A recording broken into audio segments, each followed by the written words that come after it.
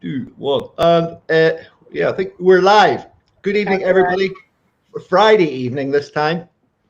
Evenings seem to be quite popular. This is Sarah Jane. Hi, Sarah Jane. Sarah Jane's in Glasgow, the West End. Apparently, it's a bit posh. How are you? Sarah Jane. Hi. There's a 10-second delay in this. So, off we go. How are you? I'm grand. How's things in Glasgow? It's brilliant. It's roasting, which is great. It was raining today, but it's really warm. Yeah, it's good. It is really good. So yeah, I'm good. Yeah, it was roasting here yesterday. It was about 26, 27 degrees. I think you saw a video. I was down at the beach all afternoon. It was great with Charlie and a couple of other friends. It was fantastic. Today was a little bit overcast, but it's still quite warm. A bit of a breeze now, so it's okay. So yeah, Glasgow. It's Bonnie, Scotland. Got my Iron Brew. I only drink Iron Brew when I'm extremely thirsty the next day after I've been out in the night drinking. I knew what you were going to say. It's a good hangover cure. It's a great tonic. It's lovely. It's the only time I ever drink it. It's probably the only thing I could probably drink from it a day. But anyway, Sarah Jane, you're a podiatrist, but you've only been you're 2 weeks. You're podiatrist for 2 weeks. So tell us about that then. Well, yeah. So when you invited me on, I was like, "What do you want me to talk about, Justin?" So yeah, new, fresh, out the batch pod. Although I'm not looking very fresh. Obviously, I went back. How did they do the finals and the practicals and everything with lockdown?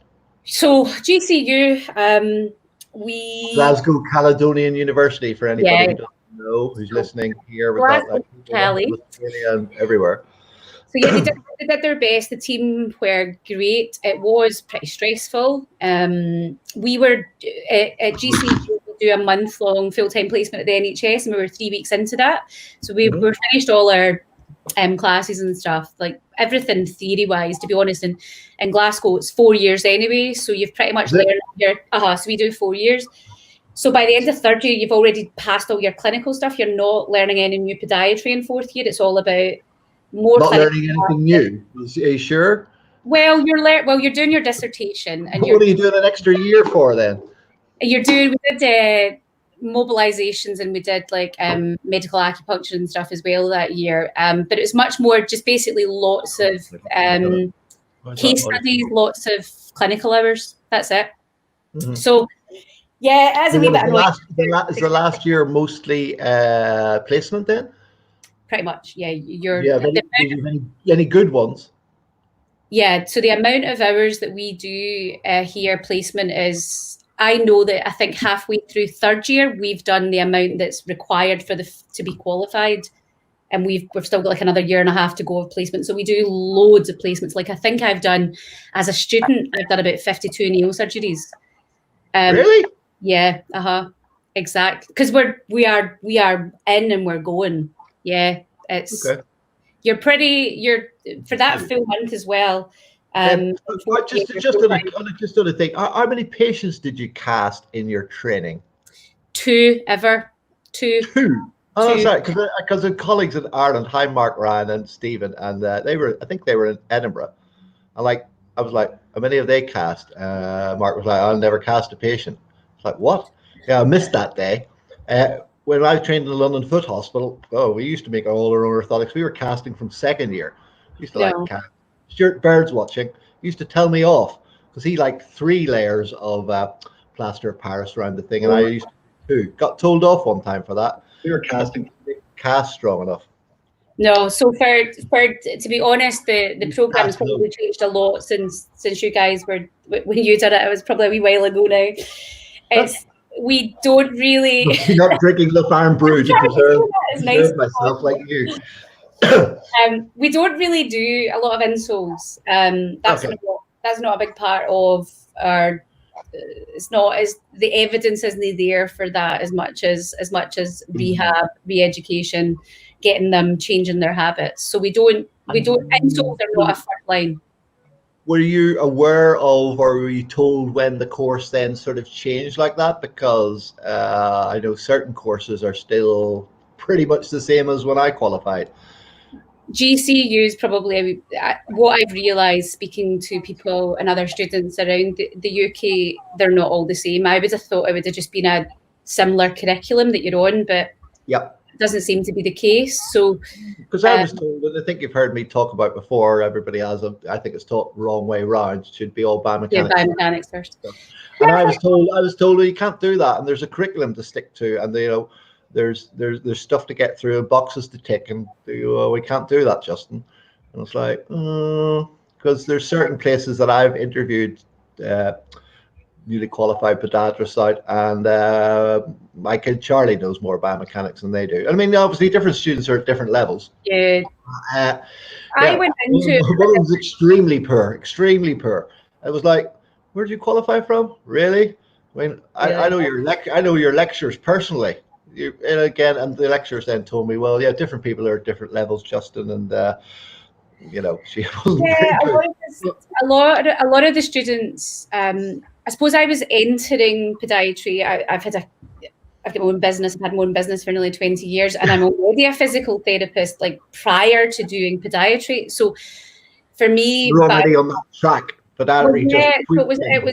just wanted to really narrow and I suppose become an expert in something rather than a master of all. I can do all master of none. So did you think, did the course allow you that? No. Okay.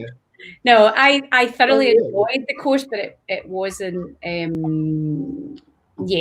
was a lot of it that. I just had to get through, but that's just how it is. You have to know these things to be a safe practitioner, and that's fine.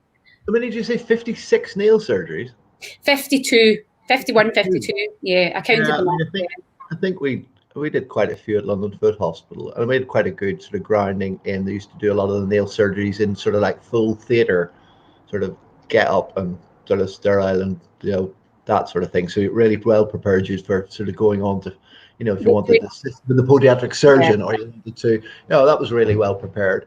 They do that in the Queen Elizabeth Hospital. We are under. I would debate. It's not full sterile conditions, but it's in the theatre. It's like in the theatre, and you're masked and caped, and you're crazy. But when you're out doing community and nail surgeries, it's just do it all on your knee. It's just chilled. It's completely different, but well, not completely different. The procedure's the same, and the protocol's the same, and everything's the same. It's just you're not in this kind of surgical type environment. It's got a different feel to it. I mean, well, I've had a couple of NHS jobs in between private practices when I first qualified, and you had to get on the nail surgery rotation there. Again, you weren't doing it on yourself. There was that depends on the health board, doesn't it?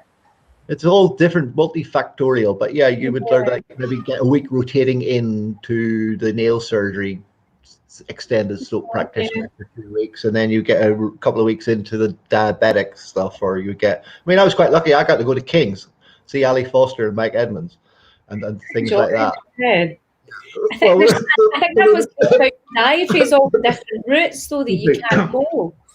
All the different options. I think in terms of like podiatry as a career, it's got so many avenues that you can do. I've pivoted and changed so many times, but I found that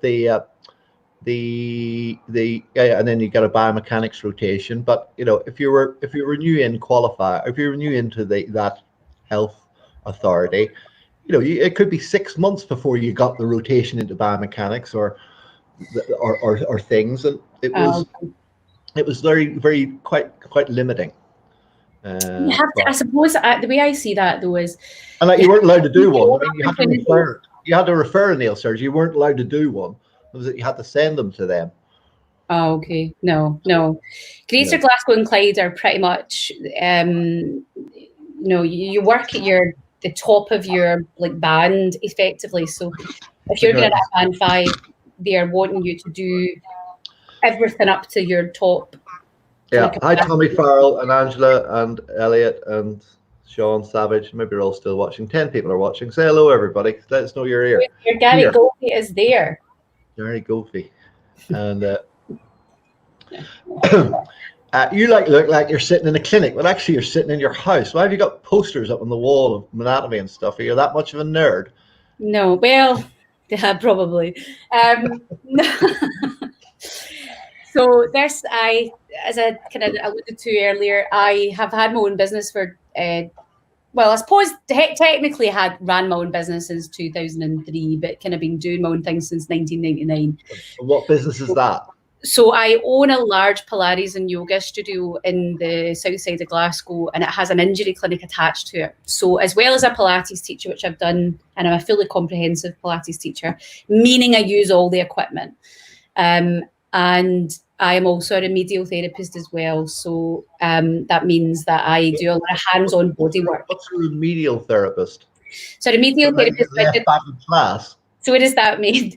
So basically, I do know what a remedial therapist is. Well, some people might not. So I'm asking. Some people don't. Yeah. So I was a sports therapist first. And then I went on and did, I've been working my way through a guy called John Gibbons. I've got a lot of his books here, his diploma. And I obviously have been in the past, I've done my personal training qualification as well. So I combine all of those skills in manual therapy, soft tissue release, to not only have people come in, they've got an injury, they're getting their rehab program there as well. So the podiatry side of that really links in with that, because I knew that from a lot of the things that we were doing, even in Pilates, we start from the feet, we start from those strong foundations and everything proximal to that. So I know that, you know, somebody's got a lower back problem, I know the feet can very much be involved in that. So I can't just be looking at where the onset of pain is, but I know that that isn't always the root cause of the actual problem. So I wanted to dig deeper into a lot of those kind of theories and I suppose way of working and expanding my knowledge there. And would a lot of Pilates teachers be sort of the same, sort of starting from the ground up?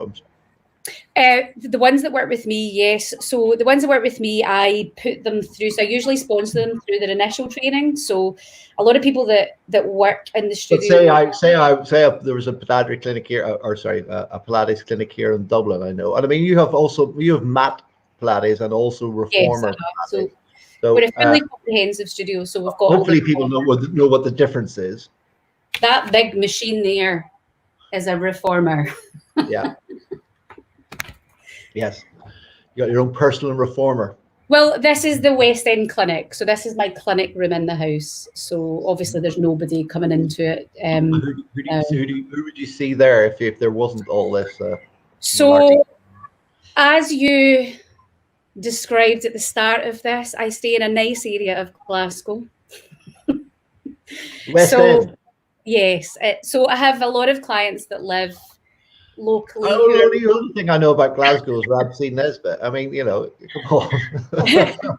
No, I'm joking. Glasgow, it's fantastic. A cousin of mine was a pediatrician in Glasgow. Hi, Porrick. He's now, he's lived there for years. And Glasgow's brilliant. My studio's in the south side of Glasgow, right next to Govan. So if you know Govan, he comes from Govan. That's where Alex Ferguson comes from, isn't it? All of that, I have no idea. Yeah. But it's no idea. He's like Glasgow's most famous. Anyway, big shout out to Liverpool. Rachel Ong, if you're watching. Rachel, my friend, Rachel Ong. She won't come and talk to me. Rachel's been the podiatrist for Liverpool since 2000. Right? She goes to the Melwood training ground 2-3 days a week, looks after the academy players. Seen them all. Been through all the managers. Jared Houllier rings her every year on her birthday. She won't come along. She thinks people aren't interested in a 20-year podiatry career with a Premiership team. Thinks it might be dull and boring. She's also signed a non-disclosed thing because we can't talk about anything really interesting. But we're going to run that past the media department before we put it out. So Rachel, I was talking to her this morning. I was asking her, is she getting a bonus because Liverpool won the Premiership last night? She's like, she don't get a bonus. She doesn't even get ticket allocation. Standard. I mean, she gets tickets all the time. And I've been to Melwood a couple of times with her. It's great. And she must be doing something right, because you don't know if you know about. So normally, when a manager changes, the whole backroom staff changes. She's been there for 20 years. Yeah. Do you think everybody would be interested in that? I think that would be quite an interesting chat. Absolutely. What does she do? It's obviously inversion sprains and things. It'll be ankle joints that she'll be I would dealing know with. it tends to be more. I mean, they get the specialist podiatrist and the medical stuff in for the like serious stuff. But if you got somebody earning $1 million a week and he can't get out on the park on a Saturday because he's got an ingrown toenail and an ingrown corn or blister, it's a huge deal. It's a huge deal. Imagine, he can't play. I mean, what player was playing with a broken toe or couldn't play? Somebody will be able to tell.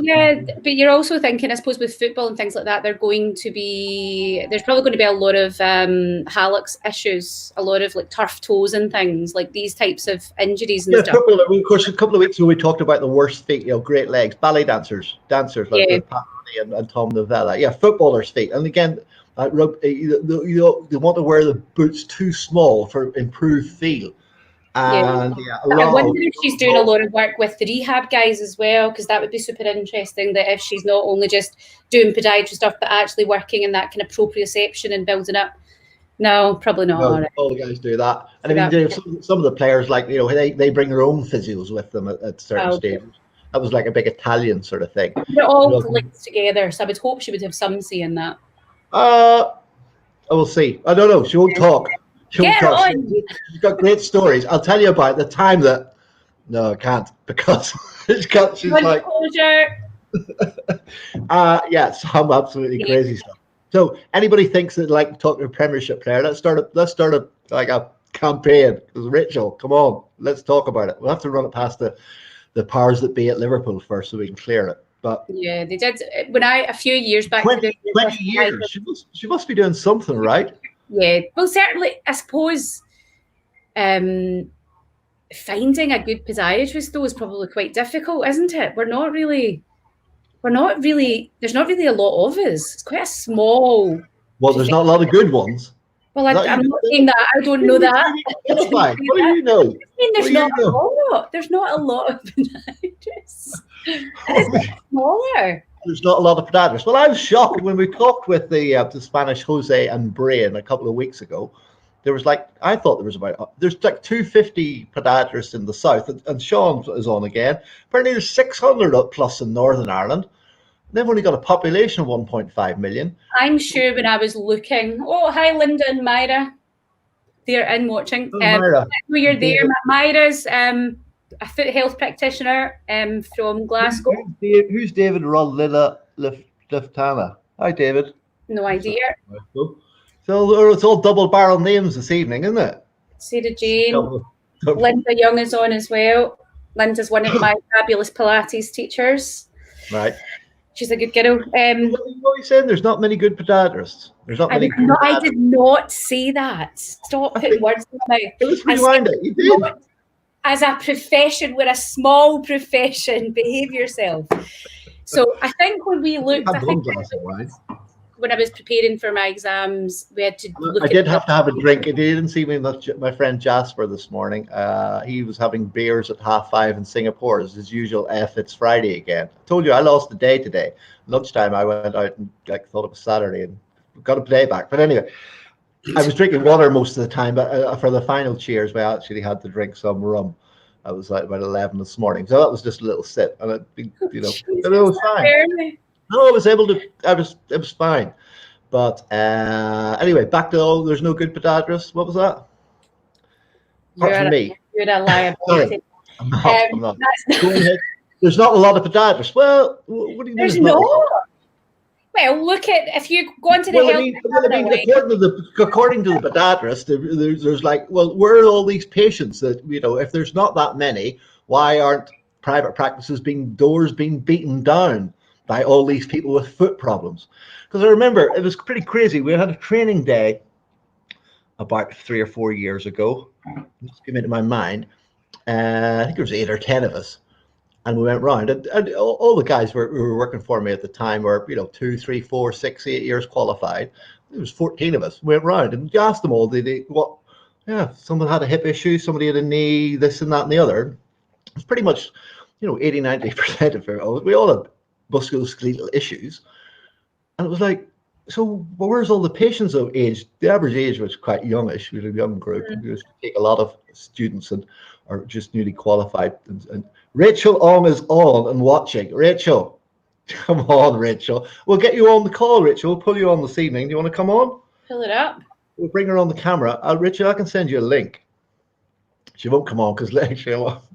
Anyway, the story she told me about, well, I can't do it. There used to be some stories. Anyway, they were all, it was like, you're just, that's what I was trying to explain to you. You're a group of young, sort of fit, healthy people, and you've got this problem, you've got this problem, you've got that problem.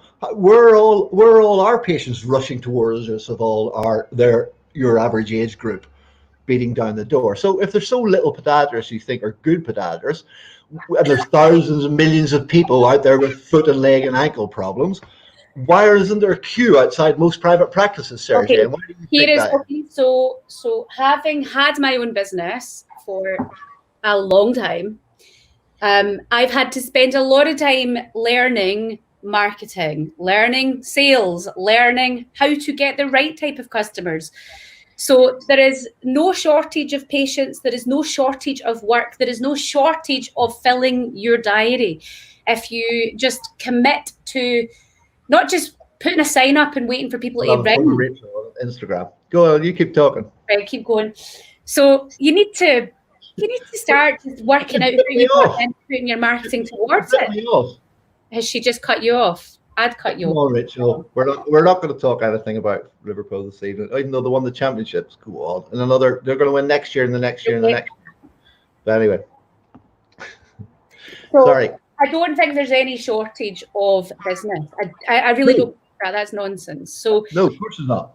It's a case of most people learn podiatry. You learn your skills, you learn your skill set, and you think in your head, oh, wait a minute, I need to do another course. I need to go and do this course before people will come, because then they'll see me as the expert. If I just keep doing courses that are nothing to do with business and marketing usually, then what happens is you said, end up doing all these courses and not using any of these new skills because you've not got those patients to put it in or to do, because you don't know what, you're not actually doing anything with it. It's pointless. So you actually need to stop and I think it was Ted Jednak who we're going to be interviewing. And again, Ted, come on, book the link. Everybody's waiting. He put something out the other day that he'd crunched the numbers of the people who've come to his courses over the years. And apparently only about 10 or 12% of people actually implement what they're being taught. Exactly. That's not unusual for courses. Really? No, not really. Well, CPD, no. It isn't. Think about it. And what is it that diabetic evenings and rheumatology evenings are like booked out, and the business track evenings are maybe they have to listen to me again. Maybe that's why they don't come on. Because you know what? It's not sexy. It's not exciting. And I also think as a healthcare practitioner, hi, Jamie's on as well. Good to see you. Jamie's a fantastic sports therapist down in Newcastle. Fabulous sports therapist, I should say. Absolutely world class. But anyway, there we are. Now, what I should say is that most people don't like to learn about business and also as a healthcare practitioner, a healthcare professional, we feel dirty asking people for money. We feel like we should do it out of some goodness of our being or something. We feel dirty. Somebody said to me, it's because everybody's very familiar with the familiar stuff, the CPD things that are on, and they'll understand it and they'll get it and things like that. Where like if it's sort of business stuff, it's and as soon as you talk about scripts or plans or packages, everybody's like, oh, it's a bit salesy, but people hate sales. But you don't need to be sales. What's happening now? People don't like to sell, but the reality is you don't need to sell. All you need to do to communicate with your ideal patients is just talk to them like a normal person. What are they struggling with? What do they need help with? Tell them a story. So a great way to do this, so for example, if you're in any kind of business, whether you're a personal trainer, a podiatrist, a foot health practitioner, a sports therapist, whatever it is, go on, talk to your patients, so identify what their problem is. First thing you want to do, so whether you're doing a Facebook Live, what problem are you going to solve for them? Okay, is it back pain, heel pain, knee pain? What is it? Yeah. Give a story, give an example. My friend Mark, again, everybody's listening to this. Maybe that's why they say they don't come on. I've talked about this in my Firefly lecture 3 years ago. Mark, you're like a stuck record, Justy. What are you talking about? You still say, it's like they haven't listened. I said the other morning. But you need to keep repeating. There's a colleague there's a colleague who I think he was in Sligo 3 years ago. I certainly been on like 2, if not 3 calls that I've talked on, all about, stop talking about yourself. The patient doesn't want to know. They don't care your qualifications. They don't care about any of that. They just want the outcome. Last week, as I used to do, he's doing on his Facebook the meet the team. Every couple of days, there's a new team member on. Yeah, guess what? All they're talking about is their qualifications, the courses they've been on, and all that sort of. I know that adds credibility, but it doesn't. It's not. Like, have you not been listening the last 10 weeks? Patients. Pardon me? It's not going to get you patients. It adds some credibility, but that won't get you patients. What you have to do is there's a simple 5-step process. 5-step process to no matter whether you're writing a blog, producing a podcast, producing a Facebook Live, or whatever you're doing. If you follow a simple 5-step process, which is... Tell us about the 5-step process. Right. What's your 5-step process? First thing, it's not mine. This is from like your big marketing guys, your Gary Vanderchucks, your Stu McLarens. Because again, I mean, who are these people? No. This isn't anything new. I mean, as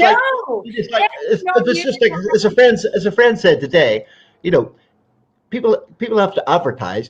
Coca-Cola advertises, McDonald's advertise all the time. Of course they do. Everybody knows Coke. Everybody knows McDonald's. Why do they still advertise? Absolutely. Yeah, it's not a rhetorical question. It's like 5-step process that does not involve selling, right? You're not selling. First thing you need to do is have a hook.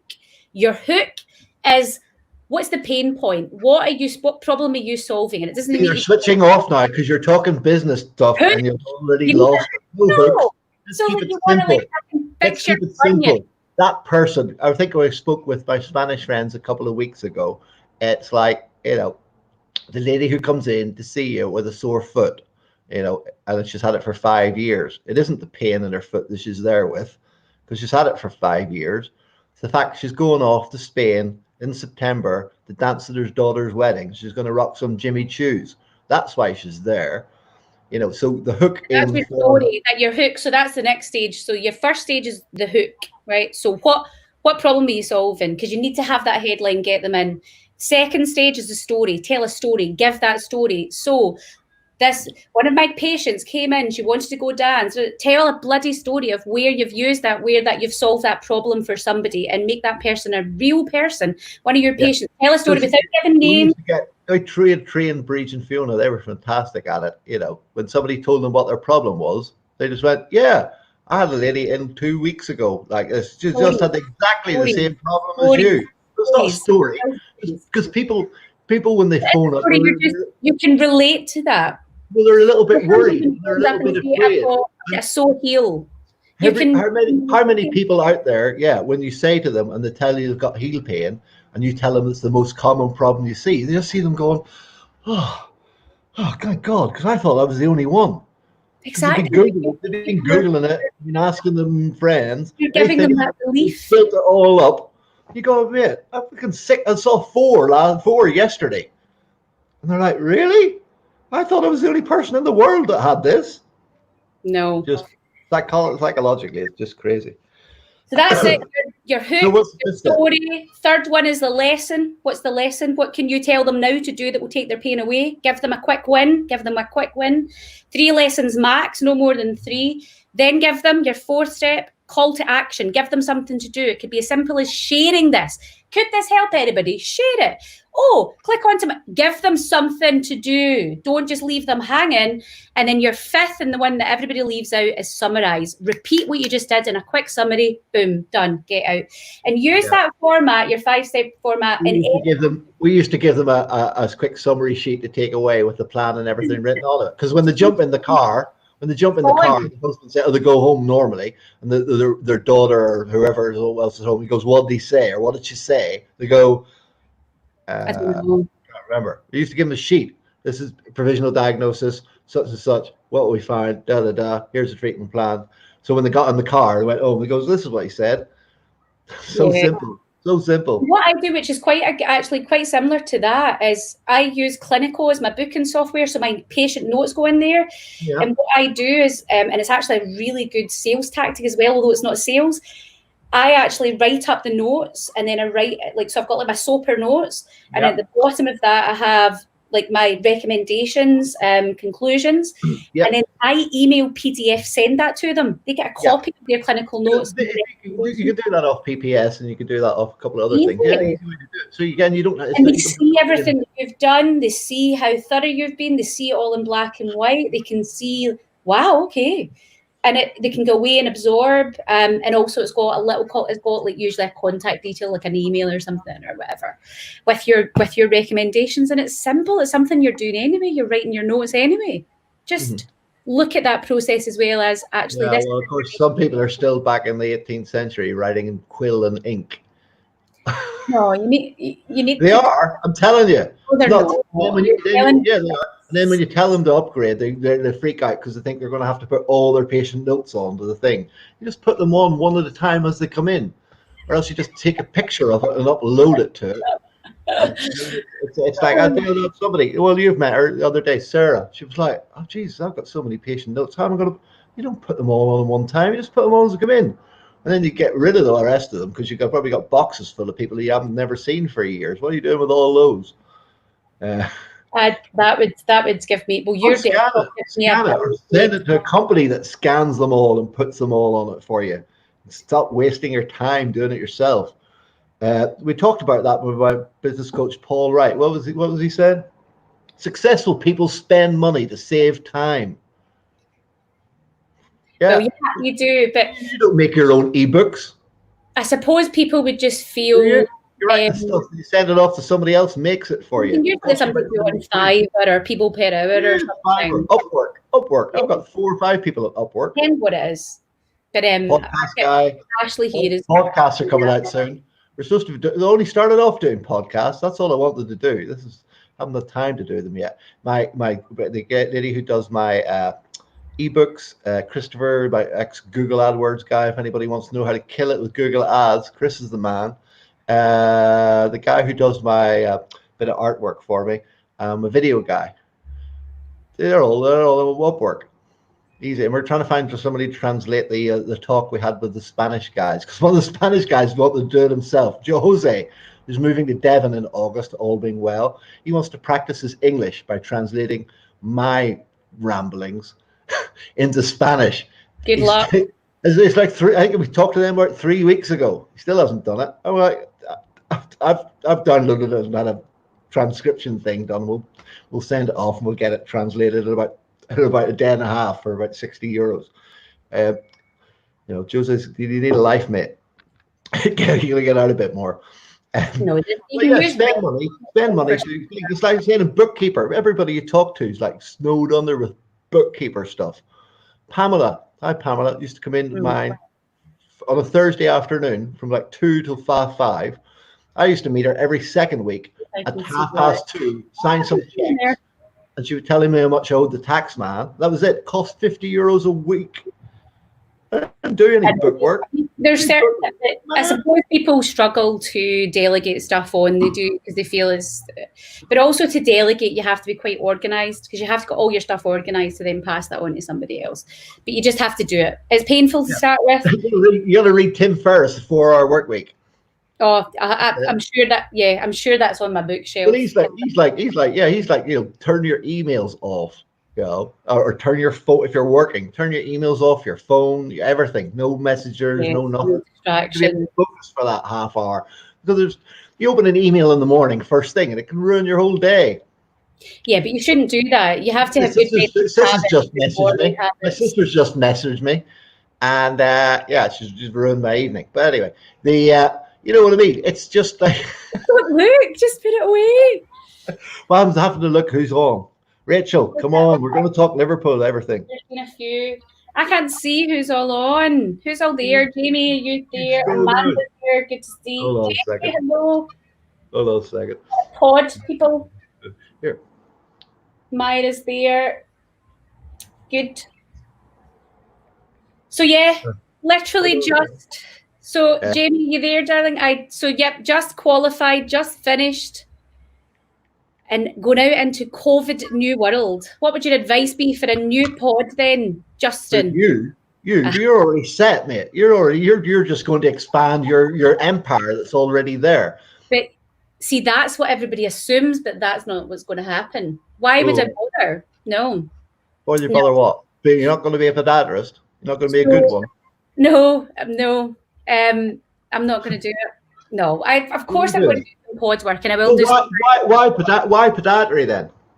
So it wasn't my first choice. I think I'd said this to you. It wasn't something, I'll be honest, up until 2014, 15, I had a clue about.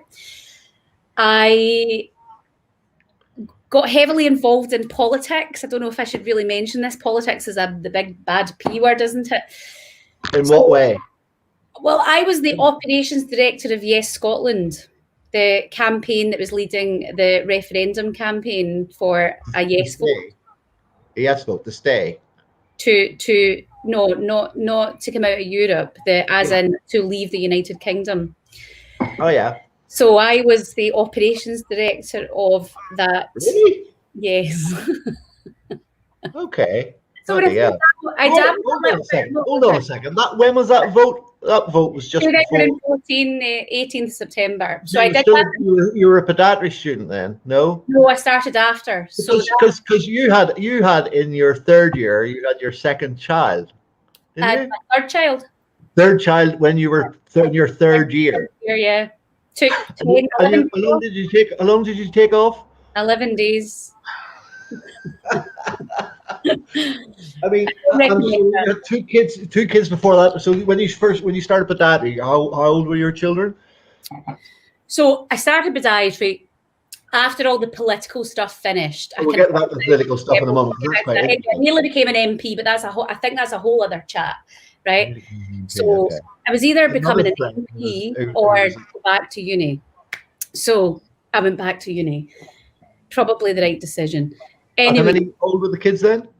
So they would have been like 3 and 5, something. When you started your podiatry, and then your third year. So I was in my third year, but I did an extra year. I did my sports therapy qualification before doing. So I only did a year of that. Only needed to do a year because I already had a previous degree. So I did that and then went straight into podiatry. And it was on that sports therapy qualification that one of the lecturers there introduced me to podiatry. I had no idea. And that's when I started looking. I had no concept of what podiatry was. That touches back to where we were before. You had the clue. I don't know what we do. And you'd worked in Pilates and you worked in remedial therapy and you worked in everything else. Podiatrist, I'd have been like, is that working with kids? Is that a pediatrician? So what is it then? Well, that says it reflects poorly on podiatry. That's the truth. That's the truth. I had no idea. So it was a lecturer there that said, look at podiatry. I think it would be right up your street. And I couldn't believe it when I looked at the prospectus. I was like, wow. And it was all of the different scope of practice, the fact that you had the surgery element, the fact that there were so many options, the use of local anesthetics, the use of your POMS-A, POMS-S, and then the doors that then opened. So I could then go and do corticosteroid injections. I could go and do diagnostic ultrasounds. And for me, obviously very interested in MSK, that scope of practice massively appealed to me. So it was like, wow, podiatry is where I need to be at. Yeah, huge. It's huge. Yeah. I mean, I said I did a lot of dance stuff. I've done ski biomechanics, cycle fit, triathletes, marathon runners, Lindy Hop dancers, MSK, musculoskeletal mobilization. I mean, that's like what? How many is that? That's like 6 different careers within podiatry. All in the same scope of MSK practice. It's been amazing. In fairness, though, what do we do to raise the profile of podiatry? I've got a lot of friends on here, like Jamie's on, Amanda's on. There's loads of people on here who I know not through podiatry, who are physiotherapists, physical therapists, sports therapists, Pilates teachers, personal trainers, and they probably only through me doing this course. Most of them actually have said to me, why the hell are you doing that, SJ? What are you doing? Why do you want to work with bogging feet? I said, what are you doing? Well, that was I had a chat with that with Tyson a couple of weeks ago on one of the Wednesday morning chats, and it was like, yeah, there was this sort of perception that podiatry in Australia was fantastic, and everybody knew what podiatry was in Australia, and podiatrists there were killing it. Like, No no, idea. that's not the case. That's not the case. Hello, Francisco. The guys watching. Yeah. Do you all know what what does a podiatrist do? Bonus, what did they do? What did we do? I'm practicing my Spanish because I'm going to Spain I've been invited to Spain to train Spanish podiatrists and biomechanics. That'll be interesting. I've got to brush up on my technical Spanish. Apart from eleve los precios, put your prices up. Most of them will be able to speak English. I wouldn't. Yeah, but they're going to get a translator apparently. Don't work too. Don't worry. They can translate Northern Ireland English. Oh God. Oh. Yeah. So anyway, back to. So you were the manager of the Yes campaign. So that was like your mates with Nicola. I wouldn't say no. We're not mates, but she was my professional colleague for a number of years. But yeah, okay. And who else was on the Yes side there in Scotland? So back at that time, Alex Salmon was the first minister. Yeah, but that's a bit of a funny name at the minute, isn't it? Because he had his own issues, but he's all good now. He was a different. He was an interesting character. That's all I'll say on that. I mean, Scotland was like, well, we won't get into. I mean, we've got Ireland, Northern Ireland. The Spanish guys offended a lot of people because they were like. Anyway, so we won't get into the whole. Well, I didn't apply. I seem to just kind of fall into these random positions. Just I don't know how it happens. I wonder why. I just seem to get into trouble no matter where I go. I think you're quite go ahead. So I didn't apply for that operation. I wouldn't have been qualified for that operations director role. I got it because I was on the advisory board for Yes Scotland, and things weren't going very well. And what do you mean things weren't going very well? What with the campaign? But internally as well. Like, I mean, if you it was quite close in the end, wasn't it? It was really close at the end, but early on in the campaign, like 2012, when it was only maybe 6 months in, there was a lot of stuff going on internally in the Yes campaign that was all over the press. There was a lot of people getting fired, a lot of people leaving, and there was a lot of stuff going on internally. And I was part of the advisory board of that. And round that table of the advisory board, let's just say there was a lot of people with vested interests who wouldn't speak their mind, if that makes sense. Well, Sarah Jane always speaks her mind, whether it's welcome or not. So I just opened my chops, said what needed to be said, and left. Right. Left what? Left them to it.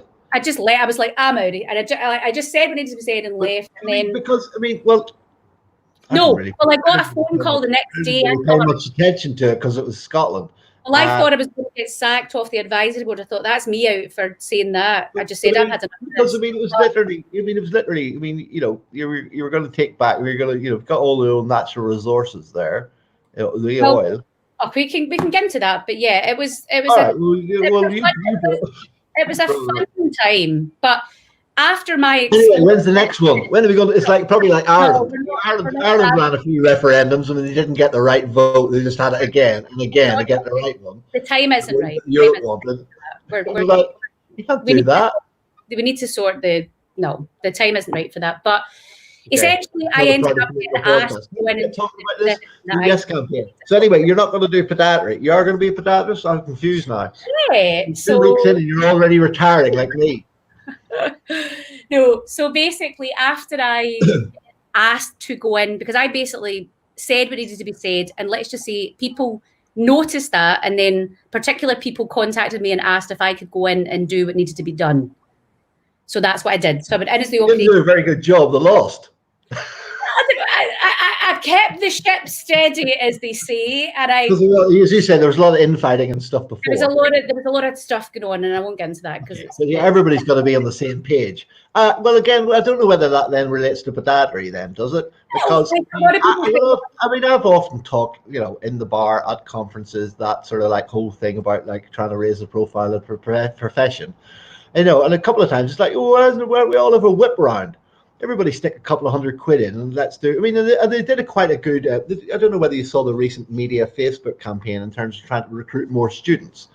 Because, you know, the days, as you know, the days of taking out newspaper ads or like, you know, sticking an ad in between Corrie to try and promote. And I mean, there have been podiatrists in things. I mean, Cameron Kippen, when I spoke to him a couple of weeks ago, you know, there's been films about it. Even, I think it was Ralph Graham advised some of the Monty Python guys in a film back in the 70s and stuff. You know, they tried to raise the profile. But you can imagine what you could do with 10 grand on a Facebook campaign. In terms of profile of podiatry. You need to go to where the students are, right? So you really there's this sort of thing that they're not recruiting enough students in. That's why they put a big student out, because the numbers are dropping down. But like, okay, to give you an example of this, then, right? So how many qualified in your year? What's that? How many qualified in your year? 40. I think 42 to 44 or something like that. Started. I think 18 qualified, 18 graduated. Yeah. The rest of them? It's a brutal course. It's brutal. It's not an easy course. I know who's in charge. So Stuart Baird. Hi, Stuart. Stuart was my unfortunately, for Stuart. Was my year tutor all the way through first, second, third year, and now he's is he Professor Bird? He's Prof Beard, but he's retired now. He has retired. We had him in first year in a couple of weeks, and he's a delightful person now that I'm not as annoying him as a student. And he's great time in Dublin or in Galway a couple of years ago. And I mean, Stuart was quite involved with the setup of the school in Galway, so I'm quite surprised then that. And I'm not knocking Galway, because if you've listened to me over the last few weeks, they turned out some fantastic, excellent students, an excellent course, but it's quite diabetic wound care based, and so I'm quite not confused because it was set up. I think the first intake was 2008, but Stuart was very involved in that, and they used the syllabus there. So quite sort of, you know, you're saying now your course is like not very orthotic heavy, a lot of manual therapy, a lot of rehab, a lot of things like that. I mean, that's the sort of course that the model should be. So again, I'm sure Stuart drove that model. He will. That's certainly not the conversations that I've had with students that have come out of other schools of podiatry in the last couple of years. It tends to be still very root biomechanics, and back to root. Bob Kidd's coming on in a couple of weeks. You read some of his stuff?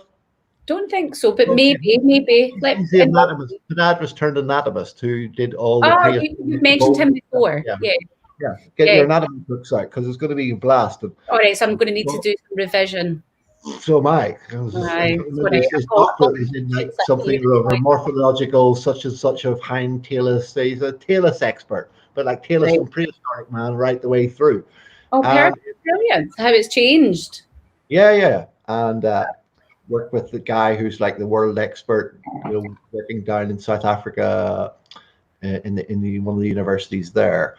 It'll be fascinating. Apparently, people who like root biomechanics don't like Bob.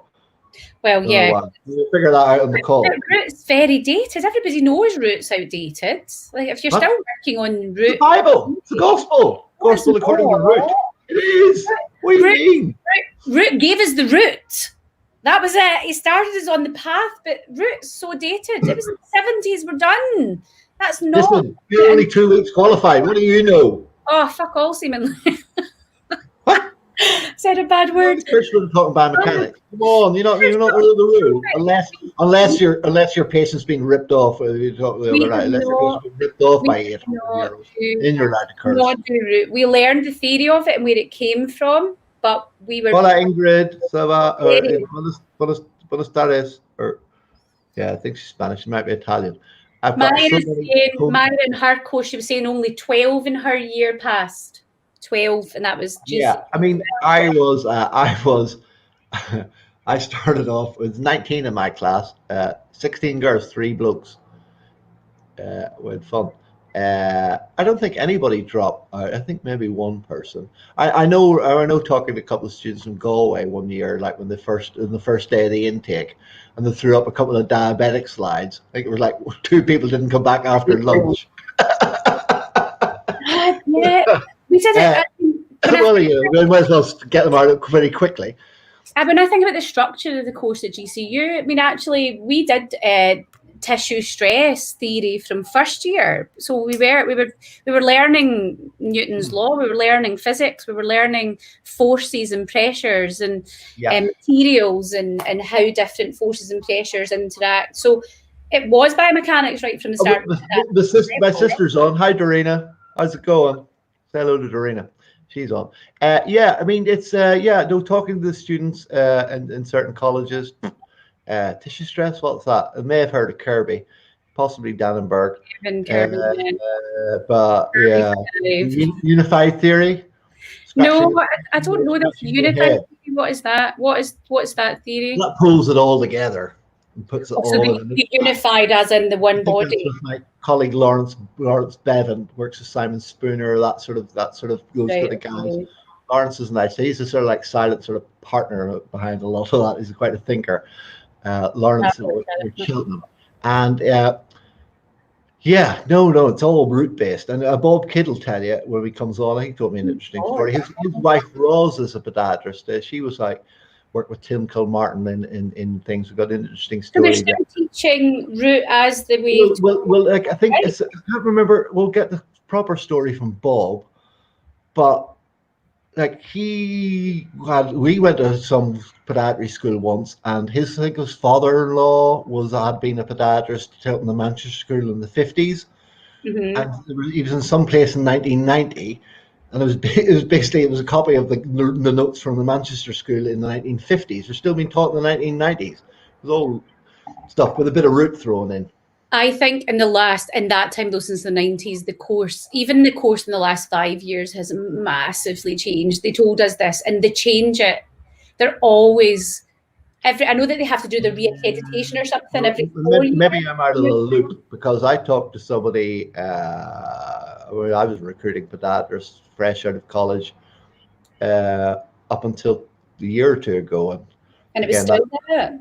Well, they say that girl from a certain podiatry school in real nameless. Okay. She had no clue, and I know her lectures. I was on it when I did part of my masters. I was on with Emma Carley. Sorry, we'll name them. Emma Carley in Southampton. Hi, Emma. I think she's moved up to Brighton now. I've heard of Emma. Yeah, I think she was on doing something. Looks after MSK UK. Apparently, I'm posting too much. Nobody wants to learn any more biomechanics stuff. But anyway. And again, I think her point was that certain students are at different levels. So, I mean, maybe that student just never turned up for biomechanics class, but she hadn't a clue. It was like brutal. That's a nightmare. She was coming to work. We worked exclusively as an MSK podiatrist. So if you're coming to work for me, I want you to have a little bit of grounding, even though we would train you for 4 weeks before we'd even let you loose on attention. But we need to have some. Am I getting very dark? I need to turn the lights on. You need to look at how light I am. Look, get a bit more professional. Look at this. Look what I've got. I'll open this up. Is that any brighter? Oh, you've got a ring light and stuff. Let me stick the lights on. I'll be back in 1 second.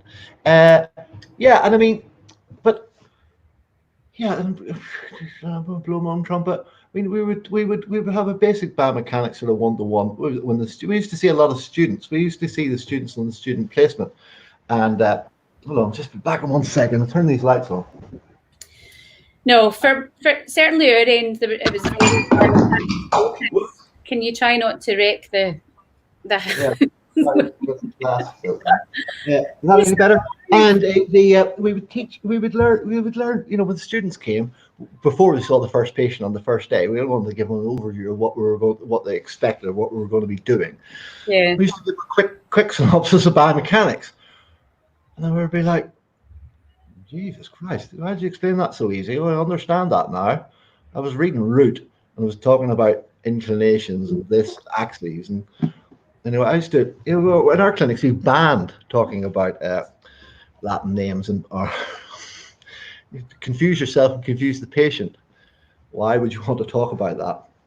So yeah, I don't know. People always seem to find it hard. Why do they find diabetes easy and rheumatology easy and things? And Do you know what? I and think that sometimes it's been created into this big thing that it's not. It really isn't difficult. When I was on placement up at Maryhill Health Centre, I was on the tier 2 diabetes rotation, yeah, and they had filled a slot not with a diabetes patient in, and it showed this guy showed up and it was plantar fasciopathy, suspected heel pain, basically an yeah. inflammation.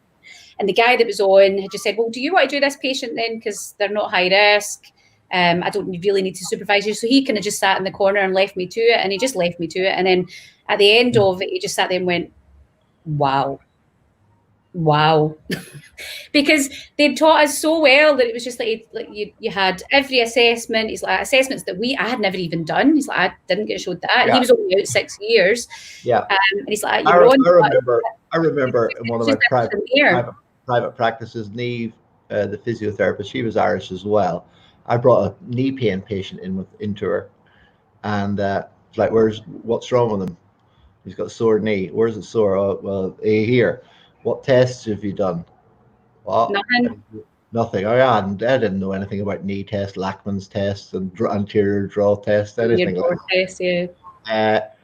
She was like, again, we only learned that since.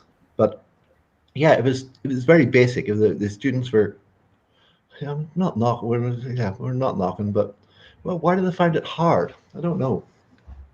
Because I think maybe we don't. Hi Richie. Hi Lorraine Armstrong. Austin. Because if you think about it, I think there's a lot of you need to know your anatomy. Pardon me? You need to know your anatomy, right? You need to know your anatomy, and a lot of people do struggle with that, right? You need to know your origins and insertions. You need to know what bones are there. You need to know what's underneath there. You need to have 28. I mean, it's not that complicated. But even if you don't know it like laser sharp, have a simple reference that you can grab quickly. That you can go, wait a minute, what is under there again? Right, okay, and just remind yourself. You don't need to be an encyclopedia, but just work on that. Know your anatomy, and then from there, simple tests. Okay, how does it look? How does it feel? How is it moving? Is it sore? Is it a crepitus type movement? Where are they on the MRC scale? What's their muscle strength like? Just simple tests. So your MRC, so just like your muscle strength. So you would just grade it from a grade 0 to a grade 5, grade 5 being perfect. That's all quite subjective though. We didn't bother any of that or measuring or anything. We talked about that. It was MRC 4+. Yeah. And exactly we talked about that with Brain for Feet on Tuesday evening. Direct milled orthotics, people assess them in their clinic and then do all the goniometer measurements and they do all this and send it off and they use this direct milling machine and perfect stuff, and they stick them in a bloody tumbler, big washing machine with a load of pumice stone and tumble them. It's like, what's that all? You don't know that? I do know. What's that doing? So we just cast orthotics, like dry your standard CAD-CAM stuff where you direct mill it out of the thing. Then there's direct mill. Then there's CAD-CAM where you direct it. Yeah. And then there's CAD-CAM. You get the little ridges on the orthotic where it's being the milling machine's gone across it. Never. Oh yeah, no, I have. I think direct mill to drill it out of the block. So you've cast them and assessed them and maybe goniometered and measured and done all that and filled out half a page of A4 measurements. And send that off to the lab, and they mill it out, millimeter perfect, and then they get the rough edges on it, put it in a big tumbler with a big load of pumice and tumble it. So it's just like what are you doing? Anyway, I don't think you need to be getting goniometers and stuff out to be working. I think you can assess somebody by just eyeballing and look. You can feel the quality of the movement. You can see it. So just keep it simple. And I think sometimes people overcomplicate stuff. I think that's because they're going back to root because it's neutral. It sounds really complicated and it doesn't need to be. It's very easy. Just it is simple. Keep it easy. It's I don't understand it. It must be simple.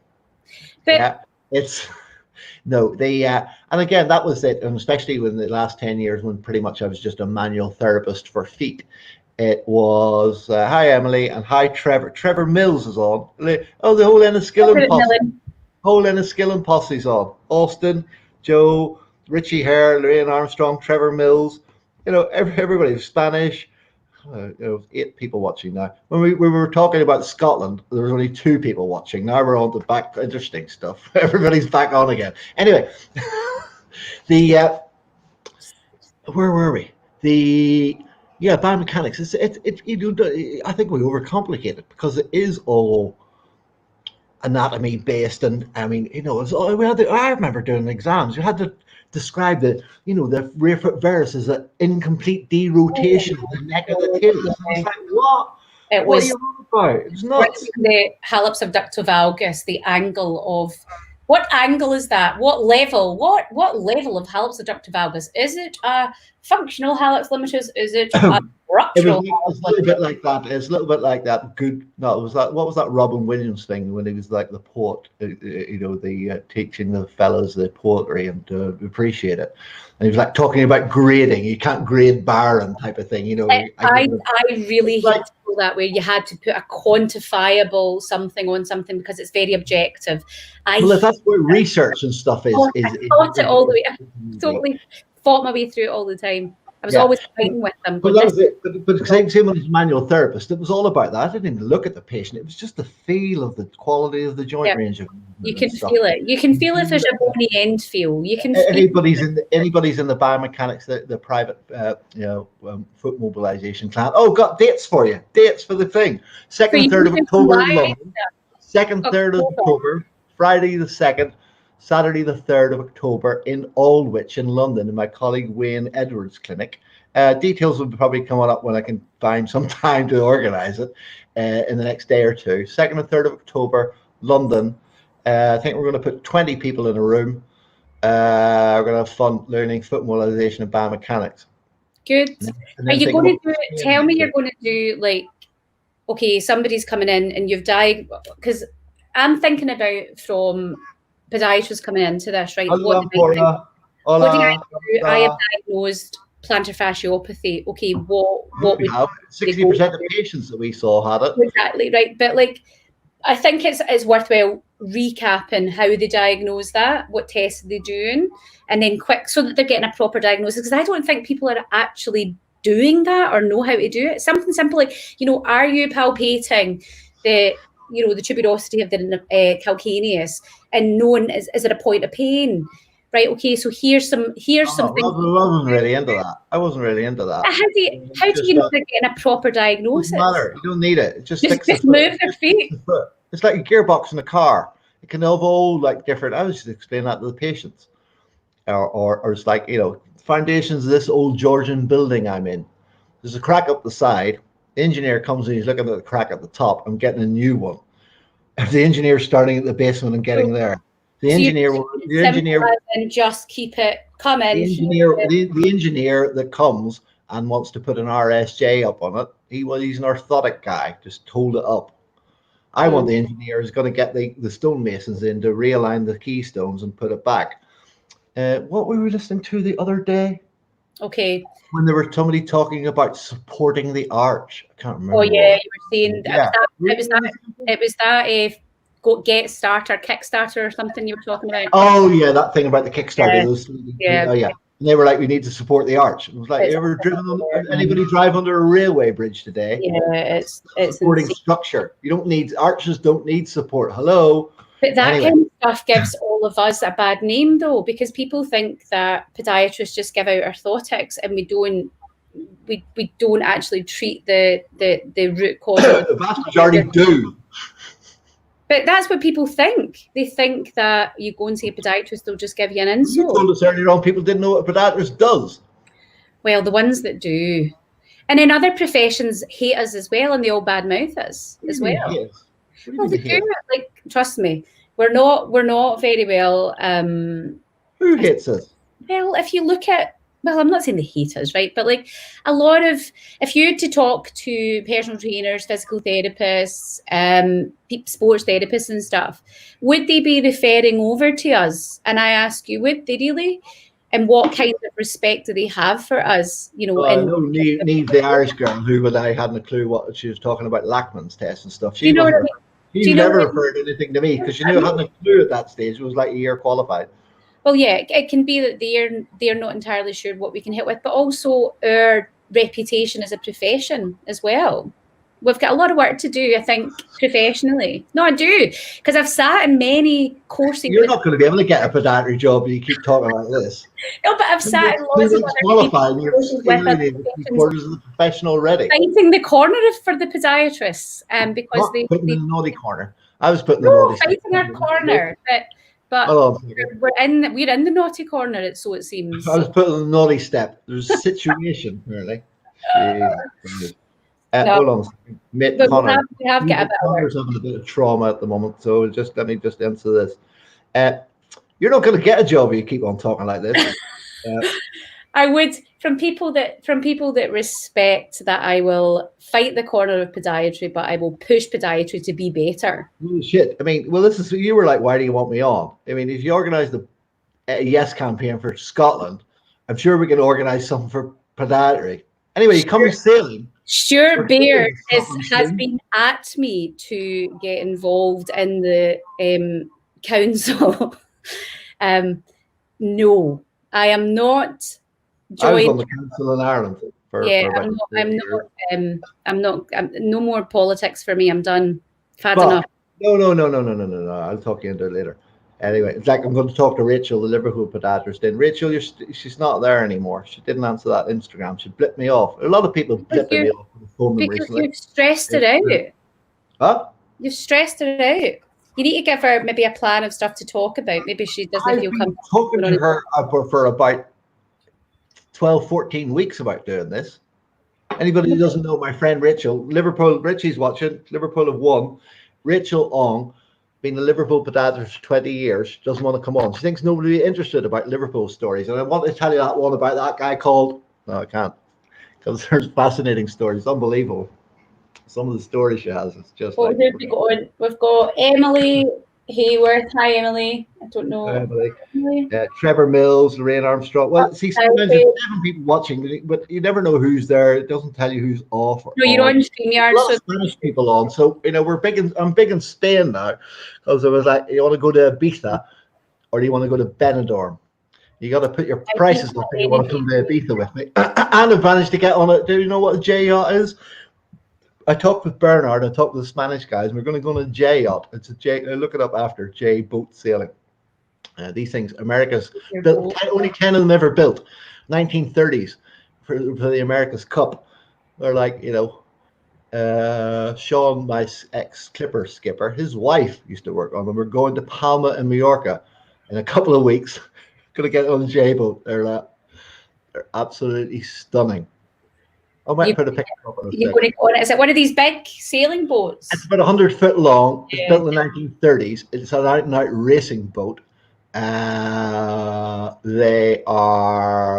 like a gentleman's club inside, like libraries and leather sofas and shit. And they drink scrabbing some brandy. We'll put one up in a second. And they're absolutely stunning. And we're also going sailing. We're doing the Forgotten Feet. So you come and sail. We're going to sail to Scotland. Dave Cashley said it's a race now, is it? It's like, not really, Dave. We're gonna, you know, if we get a good wind. It does sound good though. I have to say, like, I'm tempted. Connor thought I was staying in Cardingford this evening. Hold on, Connor. I know.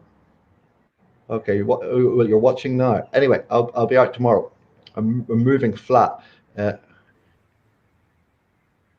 on a second. Anyway, J boats. Tomorrow. How do we always go on boats with you? How does it always get podiatry to boats? That's what I like to do when I wasn't fiddling with feet. How does that even happen? Everybody will be like, what are they talking about? Boats.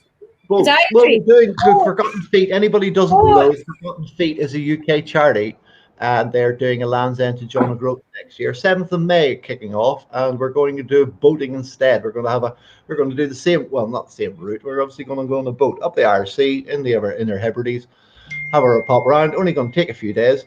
We get a good wind. How much are you looking at, Justin? What? Per person?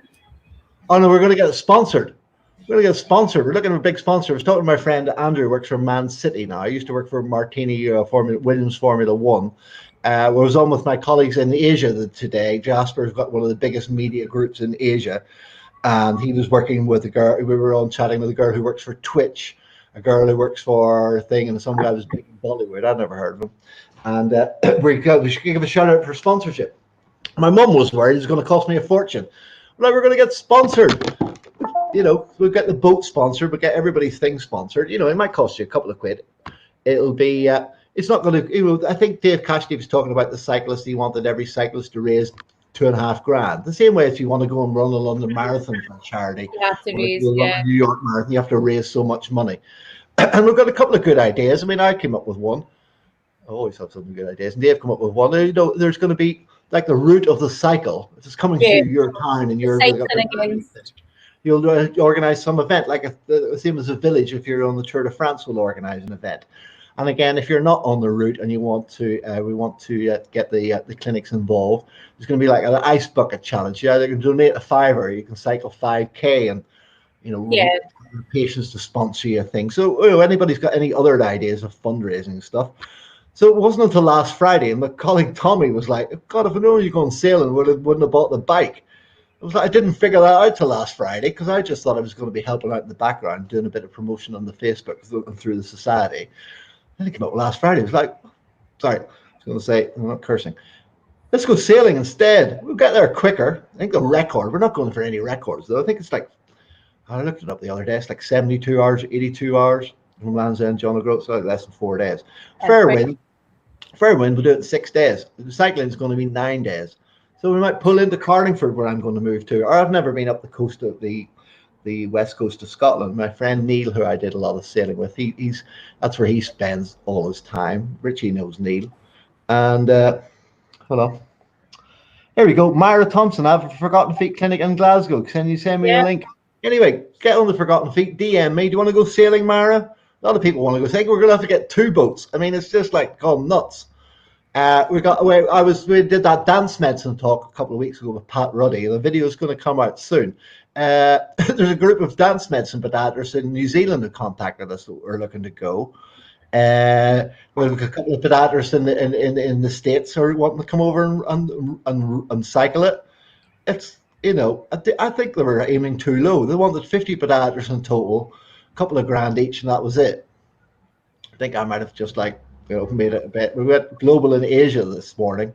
Well, it was nighttime there. That's why I lost my day. And they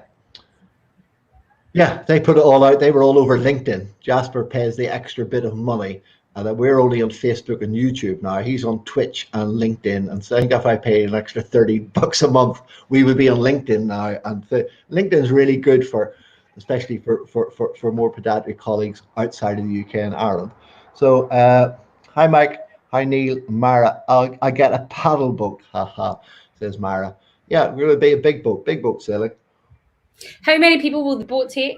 Normal sort of like 70-foot racing yacht. You want to crew it properly. About 16. 16. And you work on shifts. And Dave Cashley was like, nobody's going to go with you. You're going to get piss, Justin. It's like, no, Dave, when you go sailing, you don't drink. You're mad. It's a dry boat. And then he was like, oh, people won't go then if they can't have a drink. It's like, it's not going to be like sundowners and a quick gin pull in. We're talking like a racing yacht. The idea is to make it go as quick as you can all the time. So, if anybody hasn't seen my videos, they're on Facebook. I did a leg of the Clipper around the world a few years ago. Sailed from South Africa to Australia in 4 weeks. But do the people that are going need to have experience sailing? No. You just need to know how to hold on tight and not really don't get off the boat. You don't have to swim either, because you're not getting off the boat. That's a no. But we're gonna have a training weekend beforehand, because people will have some basic stuff. They don't need any experience.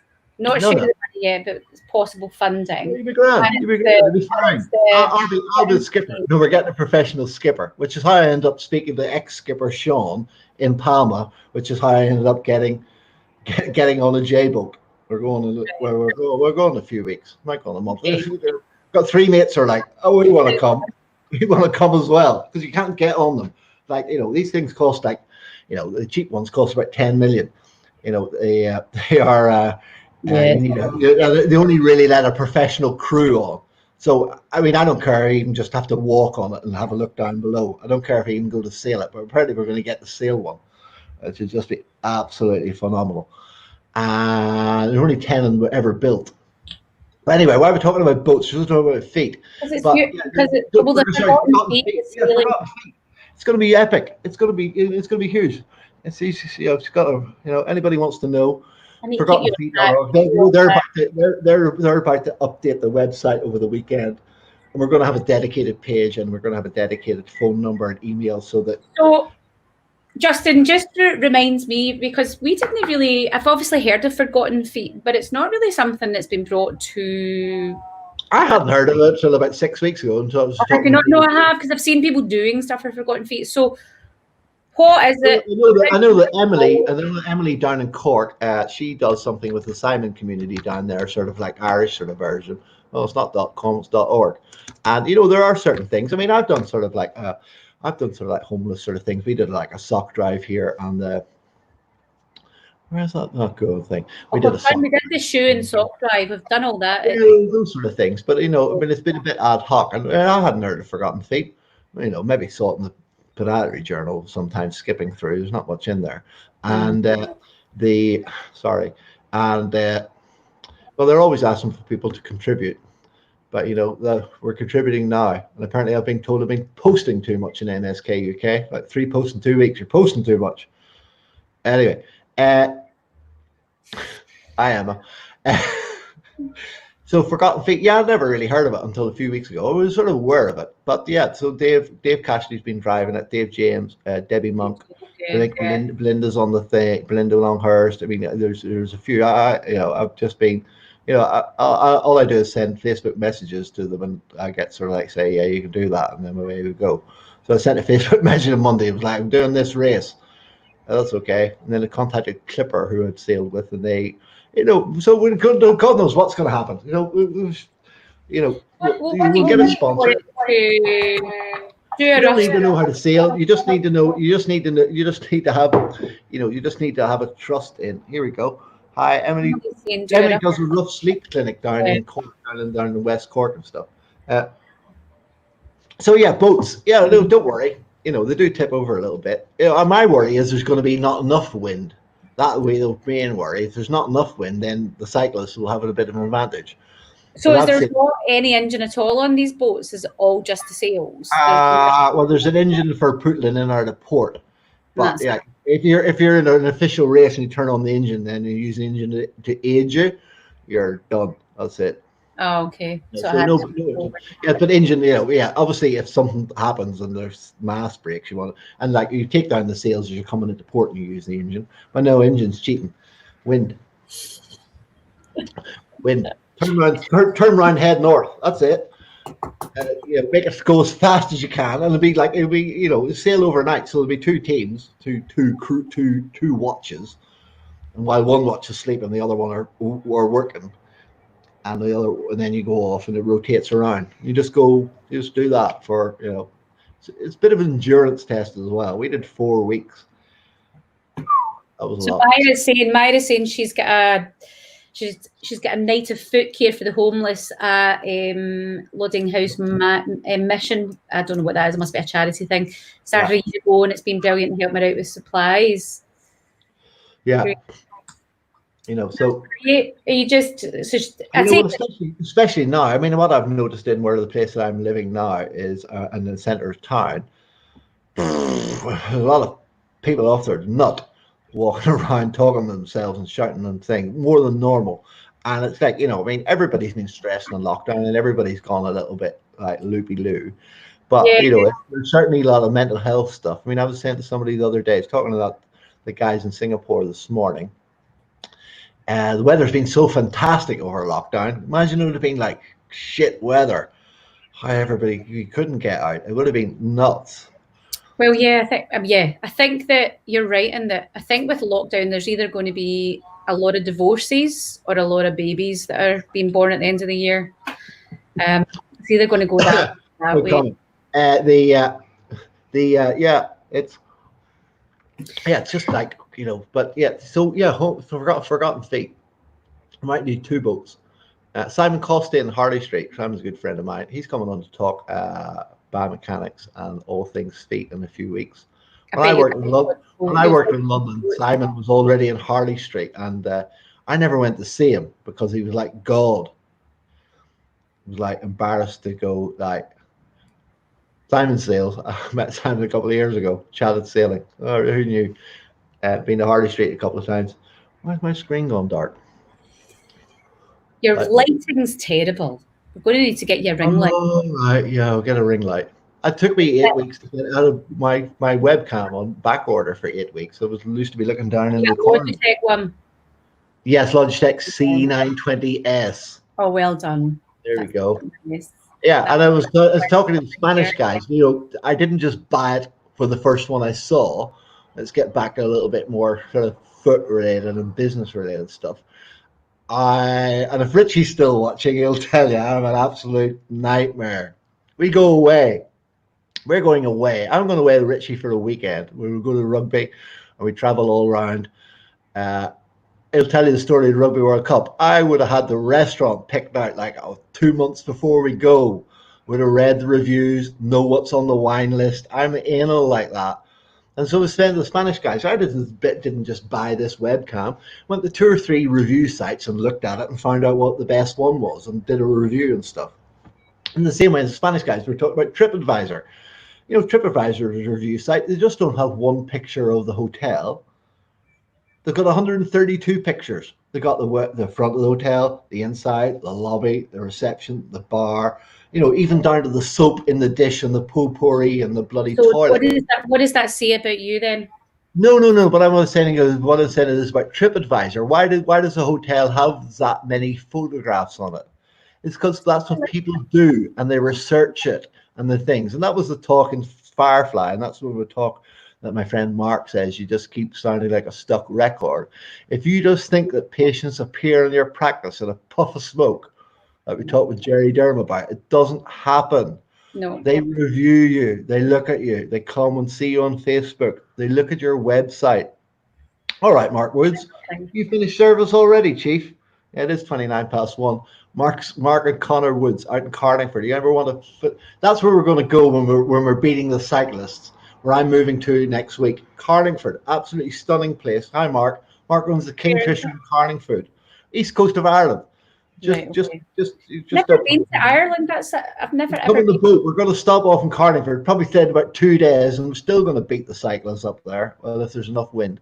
But anyway, if you don't think that patients are reviewing you like you review your hotel that you're going to go and stay in. Of course they do. They look at lots of. No, hold on. No, what do you mean? Of course they do. You've got a business head on you. You've been running this for 20 years. You've been emailed the fortunes in the follow-up for years. How many patients have signed up for your online Pilates classes since the lockdown? Oh, for the monthly memberships. I think we're about 165 or something now. Really? So they're doing classes. Hey, how much a month? 20. Well, depends what they're on, but about £25 a month. Okay, not that much money, but with 165, it's you can go to holiday in Ibiza if you want soon. It's I built that up. But it's back to well, we're going back to what we talked about in the first 10 minutes. You think I'm rambling, but I do pay attention. If all these people are out there with foot problems, and there's so little podiatrists, why isn't there a queue out the door of every clinic? Why isn't there a year wait? Because they don't know that we can fix that. They don't know that that's our job. They don't know that we exist. Because we don't tell them that. We don't talk to them. We don't talk to them in their language about what their problems are. Like I said about my colleague, and I'm not going to name him, but he's been listening for weeks and seen this stuff. We talk technical. Oh, look at my video. Look at my video I have up. Alan in the coffee shop thought like biomechanical assessment, something you do to the car.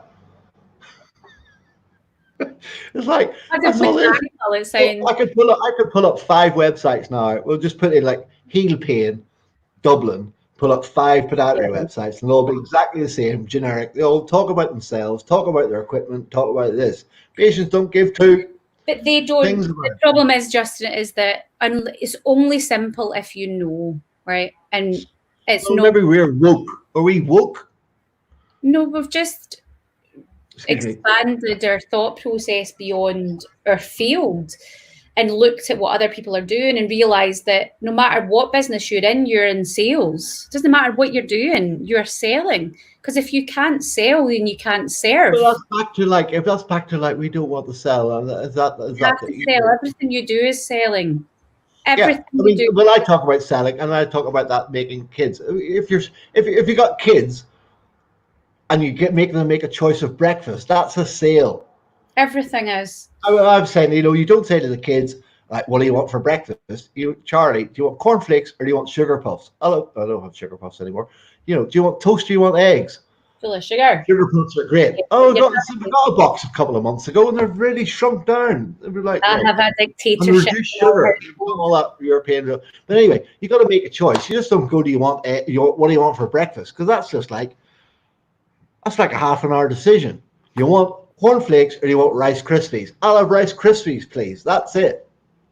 You got to make people make a decision.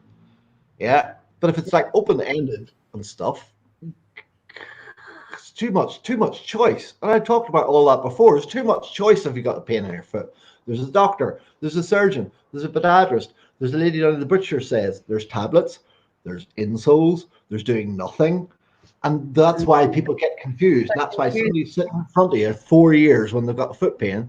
Not that they didn't want to get it fixed.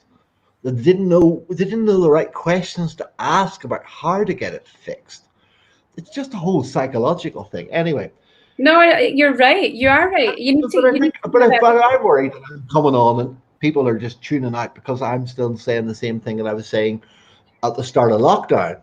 But the difficulty, Justin, is that it needs to be at a higher level. So like if you go into too much bashing and too much detail, then you lose people. It needs to be lose people in terms of what? Lose the podiatrists. Because we're one call and they were like, how much do you think we should put our prices up? And I'm like, double it. But they don't but there's a whole disbelief that they're worth that. So there's a whole deeper problem there with them. They have that. You're not worth that. Oh my goodness! I ran practices really, really badly for about 12, 15 years. Like really badly. I didn't value myself. That's why I never. Well, there's another story about orthotics because there was always that fingers crossed whether we were going to work or not. And if you listen back to the Ronnie Ward talk, did you listen to that? I have heard it. The American podiatrist says your orthotics don't work when you turn up the work. There's a hole in your front window. And you go inside and there's a pair of orthotics tied around a brick that's been thrown through your window. That was a true story. You're going to have to adjust. And it was always that fingers crossed. So I was always like, maybe they're not going to work. I'll just do it off the shelf because you didn't want to ask and you fudged the question. You just got to have that honest question. You got to value yourself. Yeah, but realizing that I think realizing that every single patient's different, every single condition, and there's one glass of wine left in here. I can feel myself starting to slur. So we're gonna go 15 minutes. Then we're gonna have a chat with Richie and do a Zoom. This is going to go downhill. No, I'll keep it together. Don't worry. One of the things that I drinking at 10:30 this morning. One of the things all I had was cachaça rum. I went to a couple of shops to try and get a bottle of beer because Jasper's all about beer. And all I had was like some Rioja and some cachaça rum. Well, we had cachaça a couple of weeks ago. I woke up in the morning, there's about this much left, and I wonder why my head was sore. But anyway. No wonder. Why do we not value ourselves, Sarah? Jane? It's not just podiatrists, that's human beings as a whole. It doesn't matter what you're selling. So see if you're going dentists value themselves. Solicitors, that was the other thing with the Spanish guys. But the thing is that was the other thing with the Spanish guys. It was like, the solicitor next door, the accountant next door, the car servicing garage next door, they're all charging the same prices whether you're in Dublin, whether you're in Valencia, whether you're in Sydney, or whether you're in Azerbaijan. But the podiatrist, and you know how much you charge in Spain? Oh my God. Isn't it? Oh, well, like some insurance companies pay out between €4 and €15. Phil Mann, if he's down, Phil is a colleague who worked with us in London. Phil's a great lad. He did about 6 years in Bermuda. Phil likes sunny places. with he was like free diving for like stuff in Bermuda. Now he lives down the Costa Brava. At least Phil's charging €32, and Phil's probably charging top dollar in Spain. I think Jose in Valencia charges 24. Like nuts. Imagine getting paid €4 for a treatment. I know manual del Dias are quite cheap, but that was the thing with the Spanish guy. Elevate precios. Put your prices up. Do you want to go to Benidorm? Nobody in Spain wants to go to Benidorm. Justin, you want to go to Ibiza? What you have to realise is that when you're going to be doing mentoring and helping your clients, you're also going to be helping them with self-development, because they're going to have to start believing in themselves. So no matter what you do, you're going to have to work on them. Yeah. Yeah. Well, that was it. As you said, mentioned Gary V earlier on, and when I was put on the naughty step in Ireland because I was like used some foul language, and that's all that person saw out of a whole 40 minutes that I spoke out of a whole hour and 20. All they took was that guy said fuck twice. That completely filtered the other message. And that's that whole Gary V thing. Anybody who doesn't know him, well, I'm just doing what Gary V told me. Gary Vaynerchuk. Gary Vaynerchuk. Yeah, he's my friends in media like Jasper and like Dominic, who work for big media groups, hate him because he's giving away all the secrets. You give away your best stuff for free. You'll give away your best stuff for free. Hello. Why do you think I'm sitting at like 9:30 on a Saturday night talking to you, doing stuff for free? So somebody's going to come along and they're going to pay me. I've got quite a good few people want to pay me now because I haven't stopped talking for the last 3 months. But that you build up when you give away your stuff for free. You've known that. But Gary V's like, lose the ego. Yeah. Nobody cares about you. No. Turn the phone around. Start communicating. Give away your free stuff. This is what you've got to start to do with patients and value yourself. And he's all about just want to be happy. That's all he wants. You want to be happy. I'm happy. I'm ecstatic compared to what was a couple of years ago. Jesus. And that's what it is. Don't worry about what other people say. Don't worry about judge. And yeah, just be yourself, which is why I cursed and was put in the naughty step. And but again, that's fine. But again, I'm not worried about that. Because we're global now. I mean, I've got podiatrists in the States, podiatrists in New Zealand, podiatrists in Argentina. I've got so many Joses in one of my private groups. My friend Tito from Australia the other day was like, he met his cousin, Jose P. Sorry, anybody Spanish watching.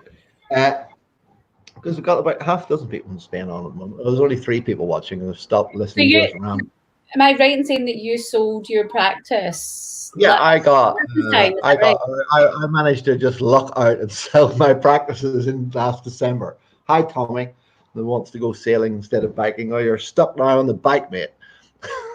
You can come. Well, anyway, this is the other thing we forgot to tell everybody. When they sail the boat there, you just can't leave it there. You got to bring it back down to where you got it from. So there will be a return trip.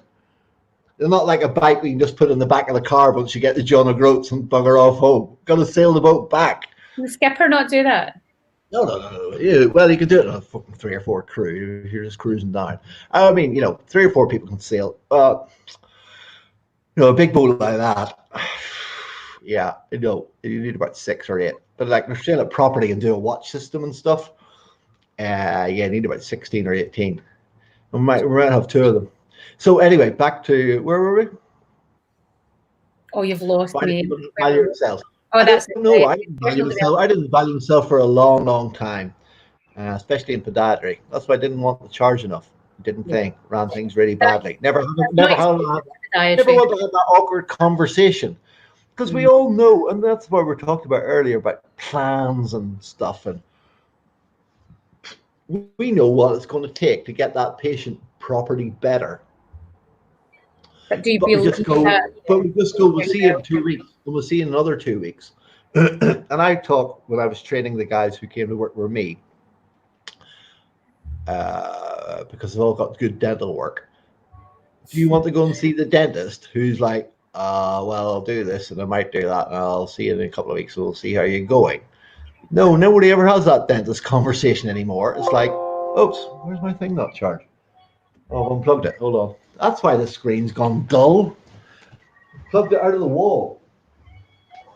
Oh, you've got no everybody goes to see the dentist now. Everybody has a dentist conversation, which is, this is what's happening. This is what we're going to do. It's going to take X, Y, and Z number of weeks. It's going to cost this much money, and here's the plan, and da da da da da da da. That's what happens when you go to a dentist now. If I go to the dentist, that's what's going to happen. So, like, see, these are one of the best books I read as a small business owner. So most people look, is it that one? Well, yes, this is the E-Myth Revisited. Is that the one? The E-Myth. You got to read it. Why most medical practices don't work and what are you going to do about it? Michael Gerber wrote that. This one was written. Buy this book if you are in any kind of business. Years ago. Hold on, this one was written. And when was yours written?